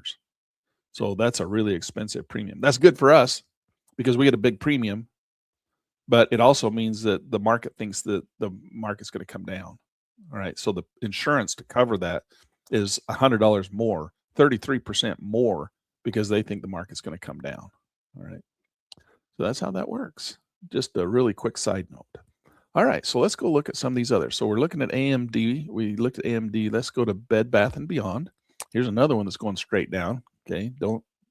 It's going from $19. It went from $25 to $19, so a $5 drop.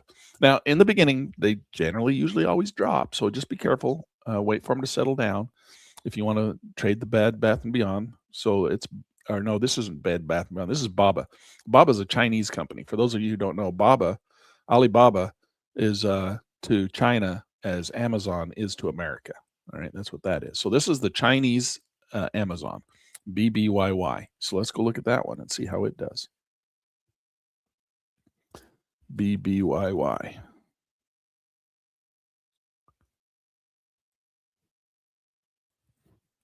Come on. There we go. Now it's brand new. Oh, it's only making 1%. So the gain is 19. The yield is 21. So they've had to pay out 19. They've received 21. They only get $1, 1%. So right now, it's a brand new fund. I would be careful with that one. Right. So let's go look at Coinbase. Coinbase is an exchange for cryptocurrency. That's what Coinbase is. Okay, an exchange for cryptocurrency. So COY, COYY. Let's go look at COYY. All right. So they had to pay out 67%. Now it's brand new. It's only 3-4 months old. Yield 69%. They're making good yield. They're just having a high payout. That's because Bitcoin's fallen through the floor, right? So that's where I lost some of my money. Was I had a bunch of these stupid Bitcoin things, not necessarily Bitcoin itself, although Bitcoin went down, which caused all of these funds to fall. And this is one of them, Coney. I had this one and I didn't make any money. You can see this is where I lost some of my percentage. My gain went down. I got the yield. So I still made money, about 2%, but I had to give 67% back. So that's why I sold that one to do my tax loss harvesting. So I don't have that one right now. Do I want to buy it back? Possibly, because if Bitcoin starts going up, this will pay a lot of dividends, and so it could be a good one. But right now, that's what it's done. Now, again, Bitcoin has come to the looks like to me it's bottomed out, starting to go back up. I bought some Bitcoin, actual Bitcoin. I think I have. How much do I have? I have $54,000 in Bitcoin. And in this account, I have $7,000 in Donald Trump's Fusion, but I actually put more than that. I put double that in 2 other accounts because I have 2 other IRAs. I have a Roth. Oh, I didn't put any in the Roth. I just put it in the traditional. I have about that much again, about 10,000 over there. So I got about 17,000 in DJT, Cold Fusion. Wait and see, maybe it'll pull back and get some more. So I'm not going all in. And that's same with Bitcoin. I've got 100,000 waiting to go into Bitcoin. I'd like to have 1 Bitcoin, which is right now about 80,000. I'm about $30,000 short of having 1 Bitcoin. So that's 54,000 I've got into Bitcoin. So this is Facebook. This one's FBYY, Facebook, Meta. All right, let's go see how Meta's doing on Granite shares. So these are all brand new. So FBYY. So we kind of have to, people are asking me, why aren't you in the more Granite shares? You're all in all the yield max stuff. Well, there's two schools of thought there. Granite shares hasn't been around long enough for a lot of these funds. Like they're only 2 months old. So I'm not going to jump into that thing. I know that they always flush out like toilets at the very beginning. They seem to all of them do that for some reason when they IPO them. They all IPO them way higher than what the value is, and so they all flush out. But this is gain is -20, and they've only made 10% on the yield, so they're down. They're losing money, right? They opened up their insurance company. They started insuring Facebook traders who think Facebook's going to go down. Sure enough, Facebook went down, so they're losing money right now. They're collecting 10% on their yield, but they're having to pay out 20%, so they're losing 9% on their yield max or on their Facebook insurance company section. It'll come back. Don't worry about it. It'll settle down. Things, and then you can start looking at it. But just give it some time. Give it some time. Don't write it off. Don't say, "Oh, this sucks. I'm never looking at this again." No, give it some time.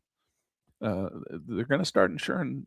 Meta will start going up, and their insurance, they'll collect the premiums, and they won't have to pay out when Meta starts going back up. So we can go look at Meta. Let's go look at Meta just for fun. META. It just happens to be that Meta started to fall right when they opened up their insurance company. Well, that wasn't a very bright idea. They started insuring Meta traders right when the insurance company, right when they started to fall. That was just bad timing, bad luck. All right. You're not insuring them right now. You're not in there. Don't worry about it. They are. As soon as you think Meta starts going back up, we'll start putting your insurance back in, start giving them some money to insure Meta. And then Meta goes up, they don't have to pay out any premiums, and you get all the premium. I mean, they don't have to pay out any, what do you call it when you go to your insurance company and you tell them you want them to pay you money? What is that word? Jay says he bought 3 for a gift. What'd you buy 3 of? I didn't see when you put that up. Meta.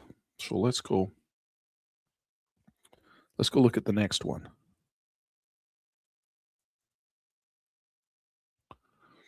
Okay, so we got Meta. The next one is MSTR. MSTR. There's another one. Look, bad timing. They got into this thing. This is Bitcoin. Bitcoin went down. You just go look at BITO. It's close enough. Stock market BITO. That's BITO. Look at that. That's Bitcoin. Look at it drop. They started insuring MSTR, which is MSTR. They started insuring this company right here, that it wouldn't fall. Bad timing. Bad luck. They started putting insurance policies on this thing right here that it wouldn't fall right there. That's why their fund is going down like that. Because those are all their insurance. Now, if MSTR starts going back up, which if Bitcoin starts going back up, MSTR will go back up.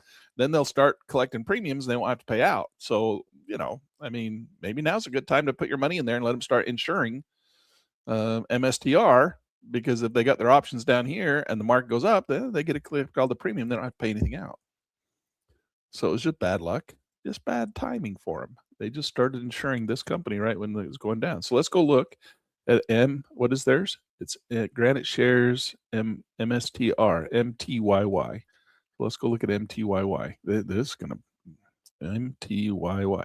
Boy, this is going to be a disaster for these guys. Look at this thing. Holy cow. See, they had to pay out 66%. They only collected 30% on their premiums. So they're down 33% on that one. Oh, wow. That's sad. That's really sad. But, well, they're losing money more slowly than everybody else. How's that? Who's in MSTR? They're losing money more slowly than everybody else. All right. So let's come in and look at the next one. What's the next one? MTYY. That's MSTR. That's one we just did. Gold. Okay, gold. Now this one I've got some. I don't have this one. I don't have Nuggy. Let's go. This is Nuggy. So let's go to GLD. Let's see what GLD is doing. GLD. And these guys, again, it's just bad timing for them. They started to insure this thing when the market started to go down. They just barely started, but now the market's starting to go up. See, it's going back up again. So this is just the price of gold. And so mine, the one I have is in the yield max side. So let's go over and look at my yield max one. See, I've got GD and I got some premiums over here in December. So I bought this back at the 1st of December was the first time I got in. I just got in right at the end of November, 1st of December. And I got a few dividends back in December. And now I got my first dividends over here. And how much money do I have into it? I see I've got GDXY. I got $25,000, $24,999.97. I had some slippage when I put it in. I put $25,000 in and I had 3 cents in slippage. Now, since I bought it, it's down $449, but I've got already $607 in yield. So the market, because it went down, right? Because when I bought it, gold went down. Back here from where my entry is. I think I'm right in here somewhere. Back in December. Oh, I'm right in here somewhere. So I probably bought it right in here. Anyway, it's showing that I'm down. I don't know. That's gold. That's not my fund. But that's gold. So anyway, I'm down 479. They've paid out in insurance premiums, but they've collected 607 in premiums that have been paid in. And then so I'm up $128. But I only have $25,000 in there. So gold goes up, then this number will stay small, this number will get big, and I'll make money. See, this number's big here, but I've held on to this thing forever. I got 200,000 in there. It's down 30, but I made 88, so I'm up $58,000 on it. You have your downs and you have your ups, and your ups need to pay for your downs, right? That's the whole idea. This is your losers. These are your winners. So your winners have to pay for your losers. Now, our goal is to make our losers be as small as possible. That's why we need to be traders. All right. That's the trading part of this. We have to come in here and we look at these and we want to buy low, sell high. We don't want to build upside down pyramids. Now, I have to admit, I did I did a bad job last year. I didn't listen to a lot of my own rhetoric, right? And I only come up with a 58% annualized return. Last week I had 62%. It's gone down 2%. It's gone down 4% since I've made some adjustments in here. So I'm at 58% annualized return since I started this portfolio with $476,000. And so I made $276,000 or a 58% return, but I think I can do better. If I would just listen and take my own advice, I can make this NAV number smaller. And not a lot I can do to make the yield bigger. That's going to be what it is. But this is more in my control. Now, oftentimes my thinking is, well, it doesn't really matter what this NAV is. Once I get in, I'm going to be able to have big yields are going to cover my losses. And so I don't worry about this as much. I'm changing my mind on that. So if I've said that in the past, it's like, well, you don't have to realize this until you die, right? You can realize that when you die, and then you just live off of this. And that's one theory, and you can do that. But I'm a long ways from dying. I'm going to live to be like, because I'm only 63. I'm 63 next month. I'm going to live to be like 110. How long are you guys going to live? I'm going to live to be like 150 because of new technology that's coming out, right? And they can take your head and cut it off and put it on a robot. I got to do that. All right. I saw a video. There's a company in China who's working on that. They could actually sever your head and attach it to another body. So take a 40-year-old body and put my 65-year-old head on it. I'm going to do that. You bet I'm going to do that. So anyway, just kidding. I don't know. Would you do that? They even showed that they're trying to make it so that they can sever your head, take your head off, and put it on a robot body. China's working on that, believe it or not. They're actually working on it. Oh my gosh, things people are doing with the new technologies. All right. So anyway, the whole goal here, getting a little off topic. The whole goal here is to have better NAV, because if we're going to live to be 110 years old, we don't want to have a big negative number here. We want to have, a big, we're making money, right? I mean, you have this number, but I want to try and make this number lower. And then that makes this number bigger. It makes that number bigger. And it doesn't make this number bigger. This number stays the same. But that would make this number bigger if I can make that number better. So last year, I think I didn't do as good a job as I could have at making this number lower, because I wasn't paying as much attention to this number, thinking, well, I'll put my money in there, and if I lose some, it doesn't matter because the yield is going to cover it. And it did. I mean, I had spreadsheets. You guys saw that. I showed you the spreadsheet where I'd calculated that out. And I had lots of, where I'd bought high and didn't sell it, and the market went down. And I lost a bunch here, but the yield covered it, made it. So I still made money. And, it didn't make as much as if I'd bought better, but I wouldn't have made it money if I would have been out. So I have to take all that into consideration. It's all these things you have to be smart about it. You want to buy low, sell high. And that's why I'm trying to focus in a little bit more on trying to, for example, Tesla TSYY in that example where I went through and showed you TSY, TSLY. Where's my TSLY? Isn't that the one I did it on? Or did I do it on AMD? AMDY. Yeah. Oh, where I calculated my average price. So I'm working better, calculating my average price on my AMDY, so that when I buy, I'm trying to buy to draw my dollar cost average down.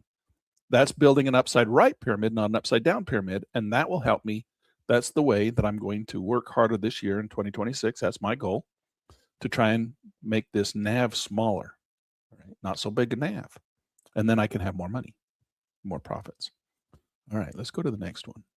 We kind of run out of time here. We gotta move faster, Lan. You talk too much.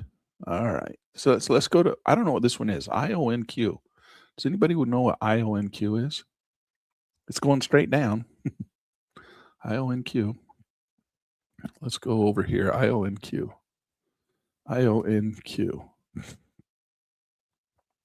What do these guys do? Why are they insuring this company? There's not even any dividends on it. Must be brand new. Oh, INQ. We did the underlying. That's why. Ooh, and I can already tell you that's going to be a bad deal. Look at this. It just flushed, and they just barely started doing it.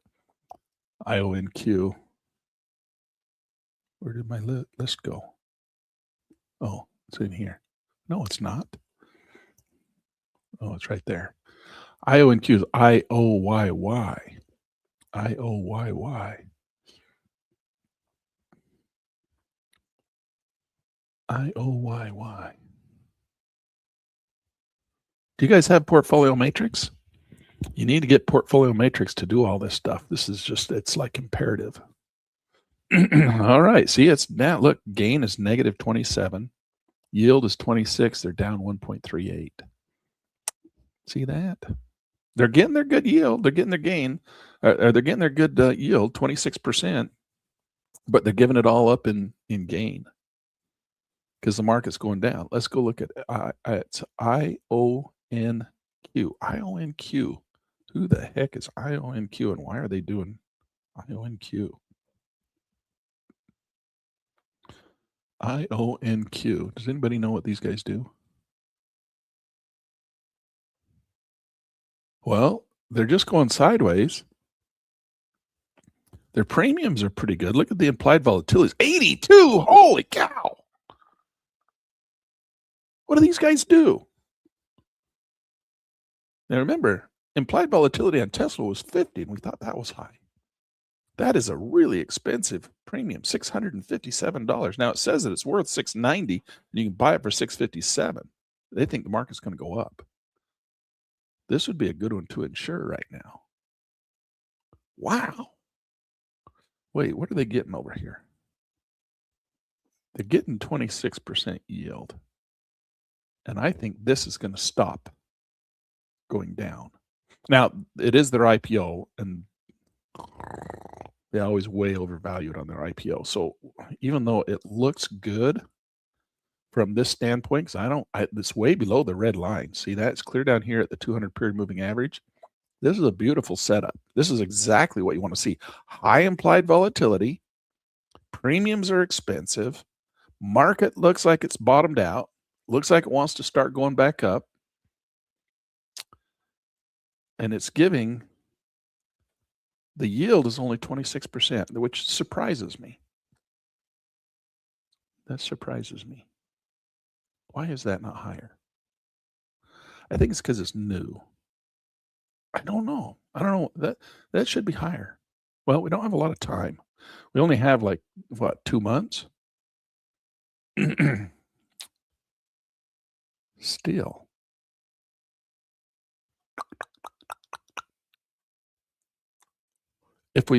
That's a lot. Think about it, because that's only 2 months. It's 26%.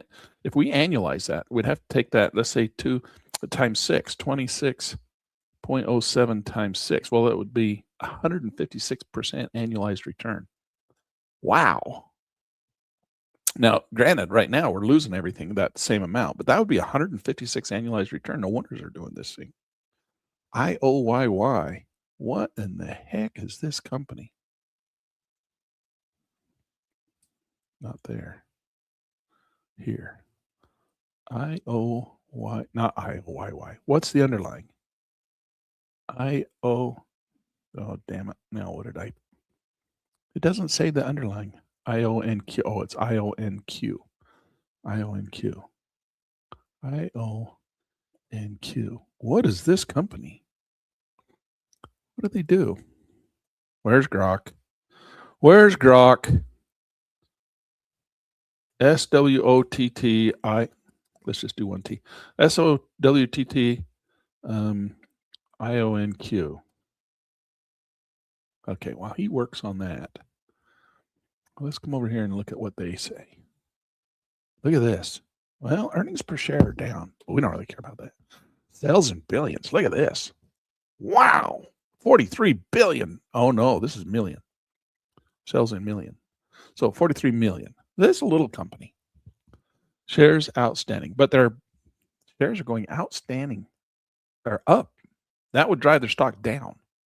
So if this goes up like that, that will drive their stock down. If this goes down, that drives their stock up. That's why I hate when Apple buys their stock back. See? So if you come in here, AAPL, and you look, that's why I hate Apple. Look what they're doing. Look at this. See that? They're buying all the shares back. That pushes their stock higher. And you're like, well, I'm happy about that. Yeah, if you own it. But it's false. It's a false sense of security. Their stock doesn't really deserve to go up. It's false. It's fake. It's not real. And the reason they do that is to prop up their stock because they're not doing well. See, their sales have been flat since 2021. Now they made a little bit better in 2025. 416. Yeah, that's the same. So they've 416.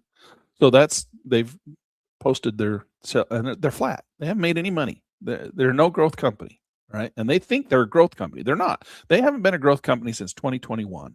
And even before that, look at that. It's flat. Buy the shares back. It's all an illusion. Earnings per share goes up because they're buying their shares back. Fewer shares, earnings go up. Everybody looks at earnings per share. Oh, Apple is so great. Oh, look, their earnings per share went up. So their sales sucked and they're buying their shares back. So it's a false sense of security. Yeah, but look at their stock go up. Yeah, but they haven't done a damn thing. They haven't innovated anything in 5 years. They sell you the same damn cell phone. My wife got her new cell phone for Christmas, and I've got a 5-year-old cell phone. This little thing I got, like 5 years old, and they're the exact same phone. It's the exact same thing. Tell me a new innovation that Apple's done that's made them any money. None. That's why they do this. Yeah, that's enough. That's enough of me complaining about Apple. I always complain about Apple. Why do I complain? Because I want them to be great. Because I want Apple to be great. I like Apple products. I don't like their computers, but I like Apple products. And they used to be a very big innovator. They're just sitting on their laurels. Okay, what are we doing now? We were looking at SIONQ, and we were going to look and see what IONQ, what they do. What does Grok say? Okay. Oh, come on, Windows. I hate Windows too. I hate everybody. Come on, figure it out. Okay, there we go. Okay. IonQ is a leading quantum computing company. Oh, specializing in trapped ion technology with full stack platform extending into networking, security, sensing, and space applications. This analysis synthesizes recent data from financial reports, company updates, market research, and industry insights for evaluating a strategic position entering 20 strengths. Technology leadership in trapped ion quantum computing. Wow, they have a quantum computer. Robust patent performance and initiative focus, strong financial position, cash preserves, strategic acquisition and full stack equipment, commercial partnerships and momentum. What's their weaknesses? High operating expenses and cash burn. Ooh. Okay, technical and scaling challenges, key personnel departures, loss of co-founder to academia and chief revenue officers of late 25. They're losing people. Valuation disconnect. Stock trades above fair value estimates of about 20. That's nothing. You want to see what fair value? Go look at what, just for fun here, let's ask Grok. What is fair market value of PLTR? Got to put the dollar sign in front of there so it knows it's a stock symbol. All right. Palantir fair market value is like 800 or something. It's like some absolutely ridiculous number. We'll let them work on that while we read this. Okay, so weaknesses. So they're trading at a 22% overvalue. That's nothing in the stock market. That's future value. Okay, so 22% better than what they are. All right. Quantum market expansion and commercial action. What's quantum computing, Lan? Well, quantum computing is the things that Google's been actually kind of leading the world on here. Quantum computers are like the next step thing. They can think like 10 billion times faster than the current computers. So they're just really fast computers. All right. Government and defense contracts. That's a Palantir thing happening right there. Quantum market expansion and commercial acquisition and equal. They could get bought out. Hybrid. Oh, threats. Intense competition and technology disruption. Yep. Rivals. IBM, Google, D-Wave. Do you believe that Google's going to do better at quantum computing than these guys? But these guys have quantum computer. Regulatory, geopolitical risk, economic uncertainties and quantum winter, execution and market adaptation, valuation, volatility. All right. So what is price 177 up today recent? Where come on, where is it? Where's the number I'm looking for here on Palantir? It's like 800 or something. Where is it? Oh, there it is. Valuation makes the PE ratio, trailing forward PE. I'm not looking for that. I want to know fair market value. Recent ranges, 174. Where's fair market? Come on, fair market value.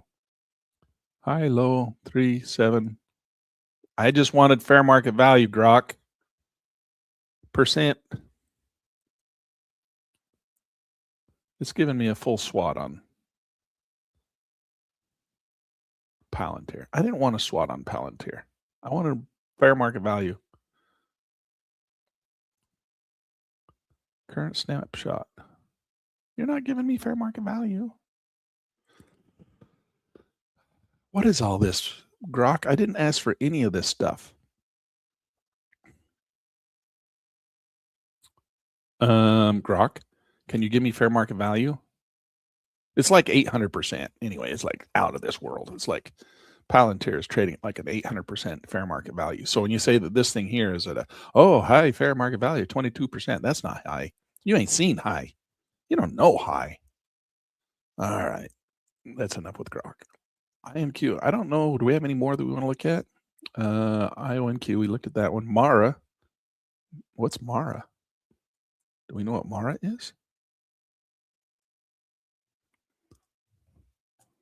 MARA. Mara Holdings. What do they do? Well, they're not buying the shares back. Sales are going through the roof. Got a positive. That's cool. Mara. Bitcoin mining. Mara Holdings Inc. is a digital asset technology company which engages in mining cryptocurrencies with focus on Bitcoin miners. So they'll make money if Bitcoin goes up. Then another Bitcoin stock. All right, so that's why Mara's down. But they're getting ready to bounce and come back up. That's a lower low, though. So look for little head and shoulders on this thing. So let's go look at MARA in here. MARA. So this is a little head and shoulders. We're going to look for little head and shoulders right here. This is your left shoulder. That's your neckline. This is your head. We're going to look for a little neckline in here and then a right shoulder. We don't know where that's going to be. We're just going to speculate out here somewhere. Maybe a little right shoulder in here. Maybe a little something like that. That's almost a double bottom. It's so close, but it's not. That's a head. So we got to look for this little, don't know where that's going to come in, right? It's crossing our decision point trading right there. So we're going to come in, we'll get a little right shoulder maybe. I don't think we'll get a V recovery. And then boom, boom, boom, take off, go to the moon, be rich, rich, rich, beyond your wildest dreams. Mara. All right. So Mara is Bitcoin. Let's go look at MAAY.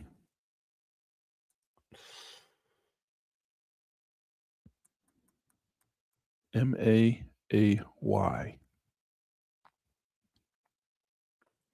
MAAY. Okay, gain is negative 40, yield is 26, down 14. It's a Bitcoin. We know it's the same situation as MSTR, MSTY. It's going to go down because Bitcoin's been going down. As soon as Bitcoin starts going up, well, 26% annualized yield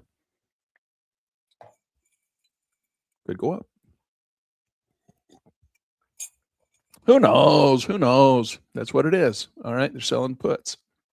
Meta, we already talked about that one. MSTR, MSTY, we talked about that. Nuggy. Oh, we talked about that. That's gold. NVIDIA, we haven't done their NVYY. Let's go look at that one. I think they've been doing that a little longer. NVYY. These are also new. That's the problem with the Granite Share stuff. Now, this has been going a little longer, about 6 months. Gain is negative 26. Yield is 60, so they're up 34% annualized return. There you go. That's one you could put a little money in, make 34% annualized return. Now, you have to compare that because we also have NVDY, right? This is NVYY. This is from Granite Shares. The Yield Max version, not Yield Boost, Yield Max is NVYY. Wait a second. Before we go see that, let's write this down. It's 34%. 34.34 NVYY. So we're going to now go look at NVDY. NVDY. This is the Yield Max version. And they're at 34%. 34. Oh, 34.28. So they're just a couple pennies smaller, but they got a lot more history, and they are taking into consideration this big drop right here.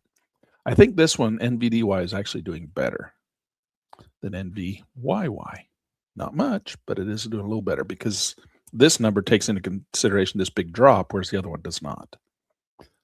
All right, so let's go. What was I going to do? Oh, I was going to look at my spreadsheet because I think I have that NV. Yeah, I have $100,000 in that one, and I've lost 9,000 to the NAV, but I've made 39,000 on the. So I made 29,000 this year. And when did I put the NVD? Oh, it started from the very. That's all January. So it's not a big. It's not NVDY. Well, 34% is pretty good. Can't complain about 34% annualized return. That's what I got. Okay, that's what I got through here because I was in there for that whole. I was through that whole drop. I had to suffer through that whole thing. So you can see my returns: 2,800 in January, 3,600 in February, 2,300 in March, 1,900 in April, 4,700 in May, 1,900 in June, 3,000. And I don't know exactly when I put and how much I got NVDY. It says 100,000 is in there right now, but I don't know because look at this. May had 4,700. I don't know if I had money in. I took money out. I don't know. Look, October was 6,600. November was 3,400. I made on returns. December, I made 3,900. So for a total of 37,000. That's my 37,000 right there. Now I got 39 because we got more down here.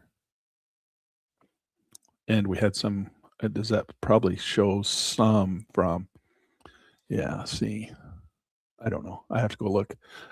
See all these numbers up here? These are all the times I purchased it. Bought and sold, bought and sold, bought and sold. There's a minus in there. There's a minus.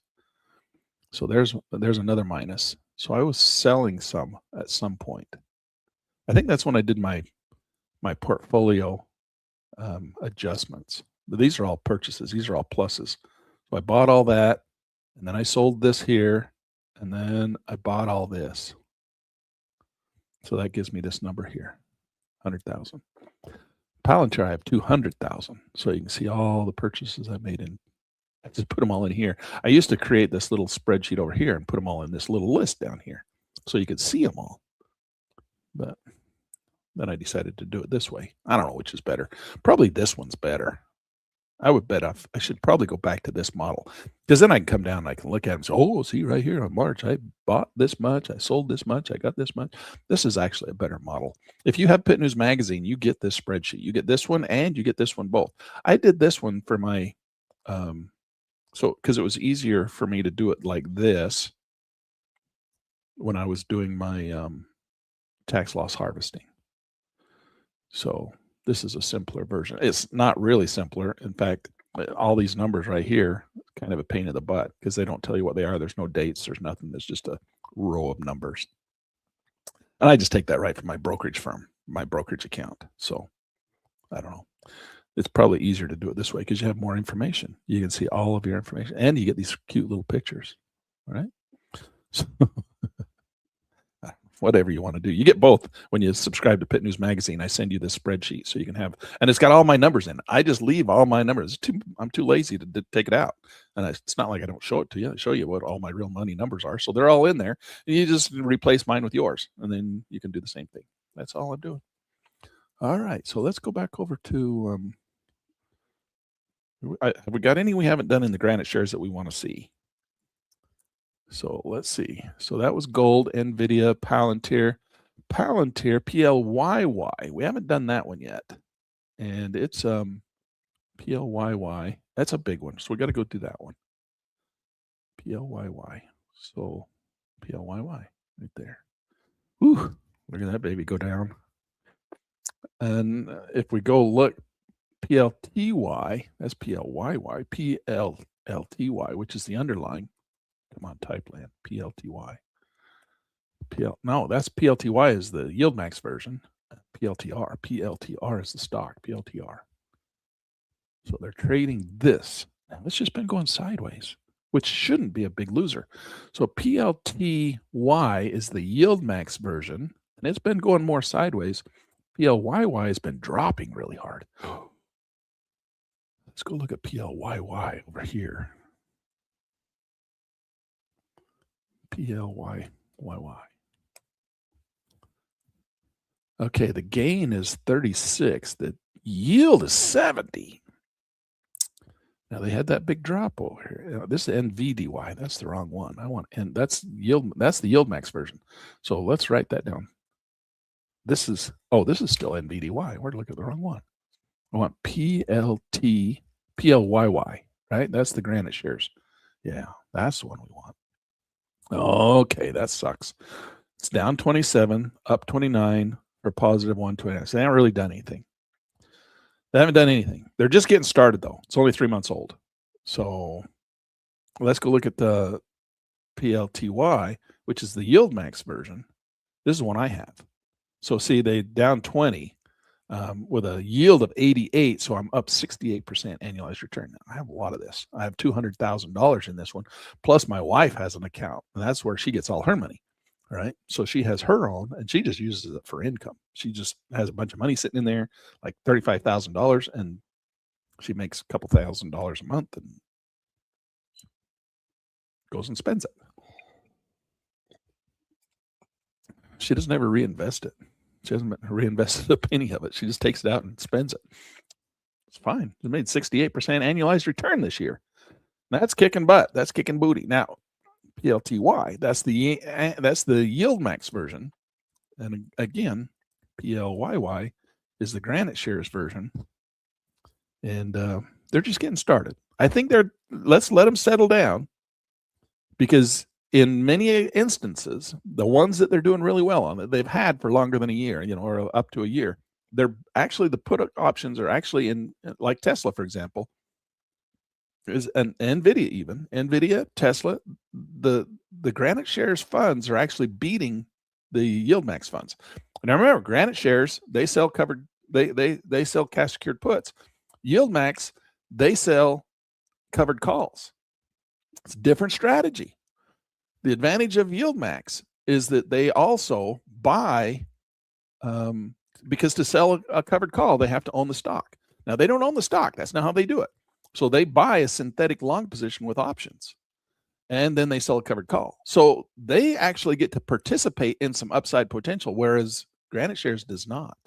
Granite shares selling a put, if the market goes up, they don't make any more money or less. They make the same amount, right? Now, if the market goes down, they can lose, but they can't make any on the way up. They just they make their dollar amount on their put options, Granite shares. But if the market goes down, they can lose, but they can't make any more. They don't get to participate in rising prices. Yield max does. Yield max, if the market goes up, they get to participate in upside potential, plus they get their covered call premiums. That's why I kind of like yield max a little bit better than yield boost. But the market's got to rise. If the market doesn't go up, yield max isn't going to make more money than yield boost. In fact, yield boost will probably outperform them. Definitely will outperform them. It becomes one of those, it becomes speculative. It's more speculative to be in yield max than it is in yield boost. Yield max, you're saying, hey, I think the market's going to rise, so I'm going to be in yield max. You'll make more money if it does, but you'll make less money if it doesn't. If the market doesn't go up, or if it just goes flat sideways, well, you'll not make as much money as if you were in the yield boost version. It's just different strategies. It's not, which is better, Land? There's not a better. It's different, right? It depends on what the market does. If the market goes up, yield boost is going to be better. I mean, yield max is going to be better.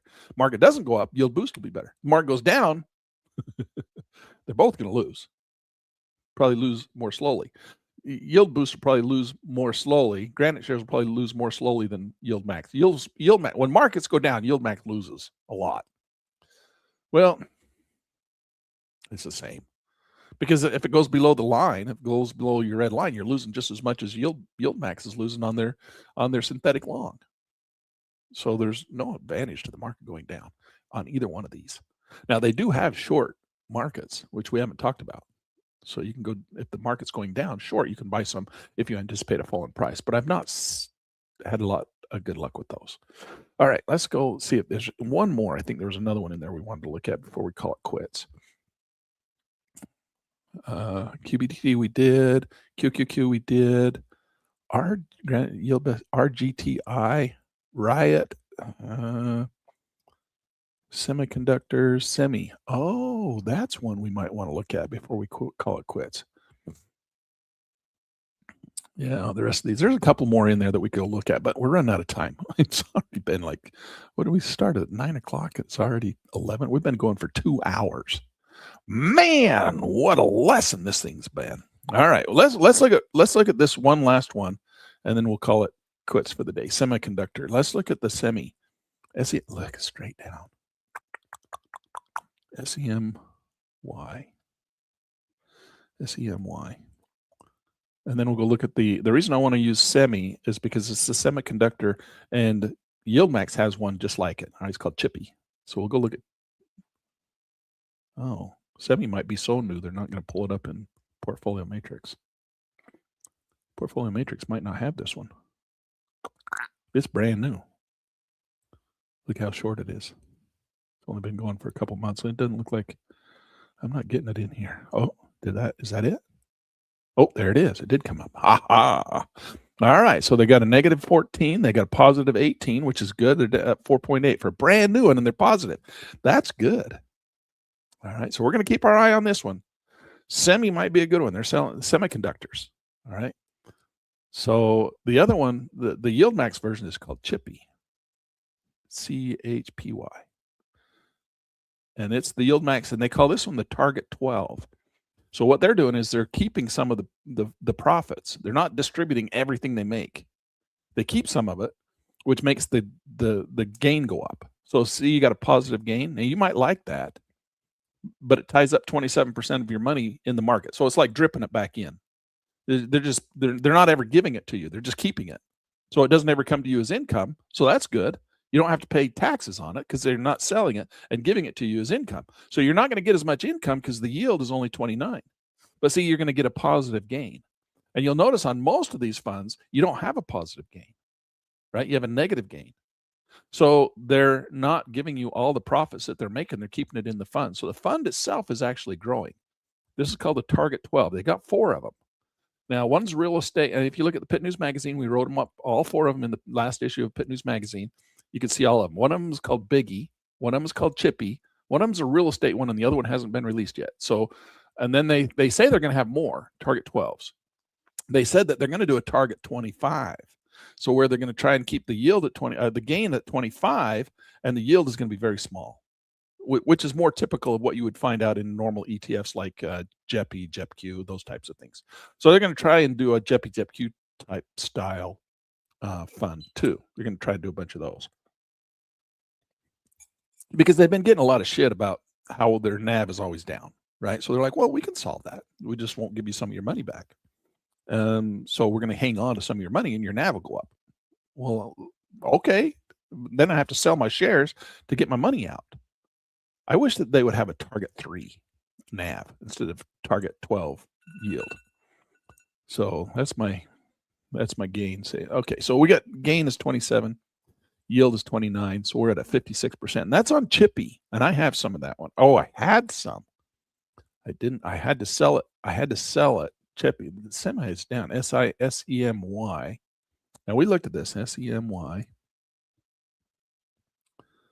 Come on. SEMY. Land. Click it. 14, 18. It's a 4. We got to keep our eye on semi. Chippy's a good one. 56% annualized return. I got to get some more money back in this thing. I sold it off for tax loss harvesting because I had such a bad entry. See, I don't have any Chippy in here right now. I sold it. Chippy. Let's go back over here and look at Chippy. CHPY. This is the YieldMax version of. Oh man, I sold this one off for tax loss harvesting, and that's just pissing me off. I can't get back in for 30 days. I can't get back in for 30 days. That's the game we're playing. Look at the back of the game board box. The rule is I can't get back in for 30 days. And look at it going taken to the moon. Got it. I'm pissed off about that. Chippy is a good one. Let's go. Biggie is the other target 12. Look at this. Biggie's going to be more stable because it's all about the great big huge funds. Got IBM. Let's go look at what's in it. No, not this one. We got to go over here. Let's pull up Biggie.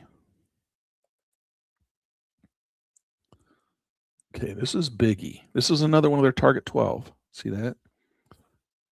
And you can see they only give their dividends on this one every month. On the target 12s, they don't do a weekly dividend. They do a monthly. So you can see it's 53 cents per share and shares are 52.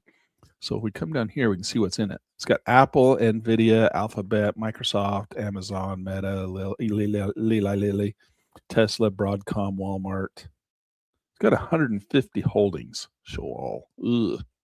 Look at them all. All these great big companies. That's why they call them Biggie. Blackstone, Amgen, Phillips Morris. These are all the great big companies. Okay, so they're selling options. They're insuring these big companies.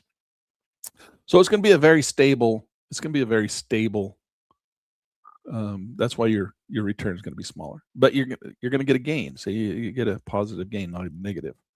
So 13 on the yield, and then of course if the whole market goes down, this thing will go down, and this will be a much smaller number. So the implied volatility on the options is not going to be as high on any of these because they're such stable, great big huge giant, great big huge giant firms. So take that with a grain of salt. That's what that is. All right. And I can't remember the real estate one. We'd have to go look it up. And in the interest of time, we're not going to do that this time. All right, guys, I'm going to let you go. I think we've played around long enough, giving you kind of a little heads up of how I do this and what I do and the tools I use. And you can do this for yourself and create your spreadsheets and use Portfolio Matrix to track all this stuff. Portfolio Matrix will do all the stuff that I do in my spreadsheet. You don't need a spreadsheet. I just do the spreadsheet to kind of show you guys that you can use. I give you the spreadsheet. So if you don't want to have Portfolio Matrix, you can do it yourself all on the spreadsheet. But if you're not a real big, you still have to pay for the insurance. You still have to pay for a subscription service to get to the spreadsheet too. It's like, I'm going to avoid the Portfolio Matrix. I'm going to avoid the Portfolio Matrix monthly fee, and I'm just going to do it myself in a spreadsheet.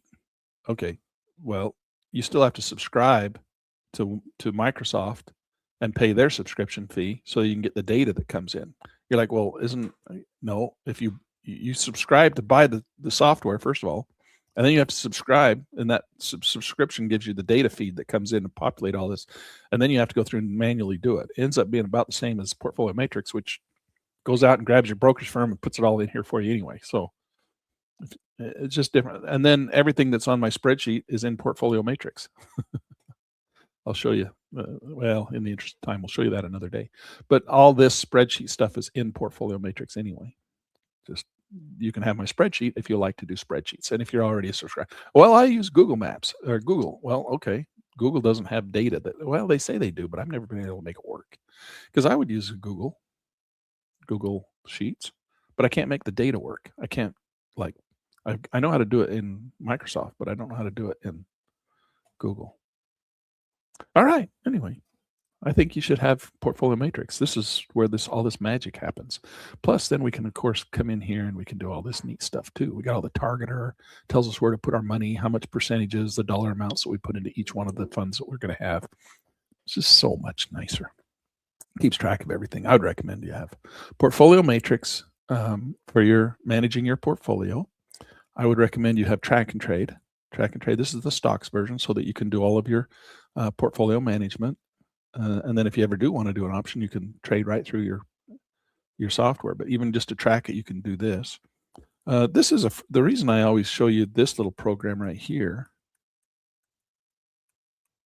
This little program is because it's free. And a lot of people like free. This is free, but it pops up ads all over it for the free version. And it doesn't have all this information down here either. So if you go to like ABM, see, it gives you have to pay for it. And then there you go. You have to pay for it again. But then it gives you all this stuff. All this stuff is not in the free version.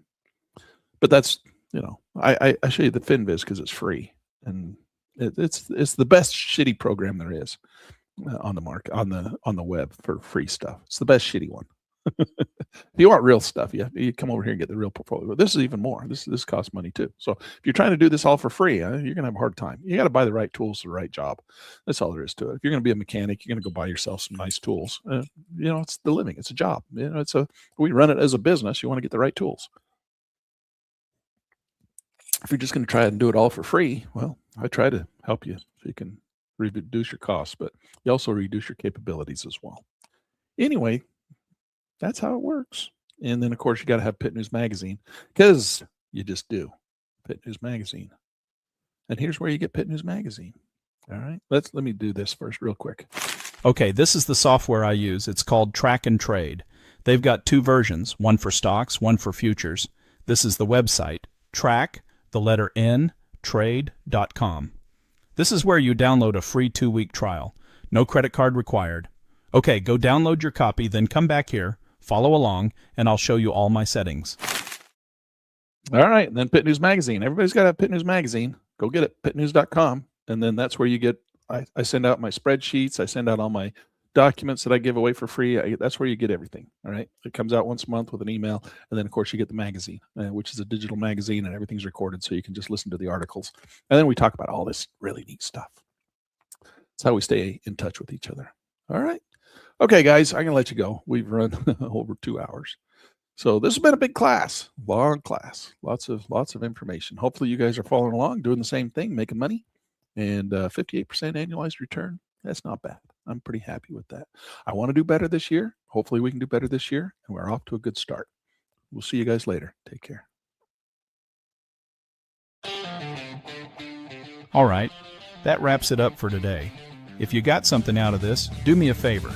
Like the video, subscribe to the channel, and share it with someone else who's trading or learning. Hey, don't forget to tell them to subscribe to Pitt News Magazine. Oh yeah, definitely subscribe to Pitt News Magazine. You'll thank us later.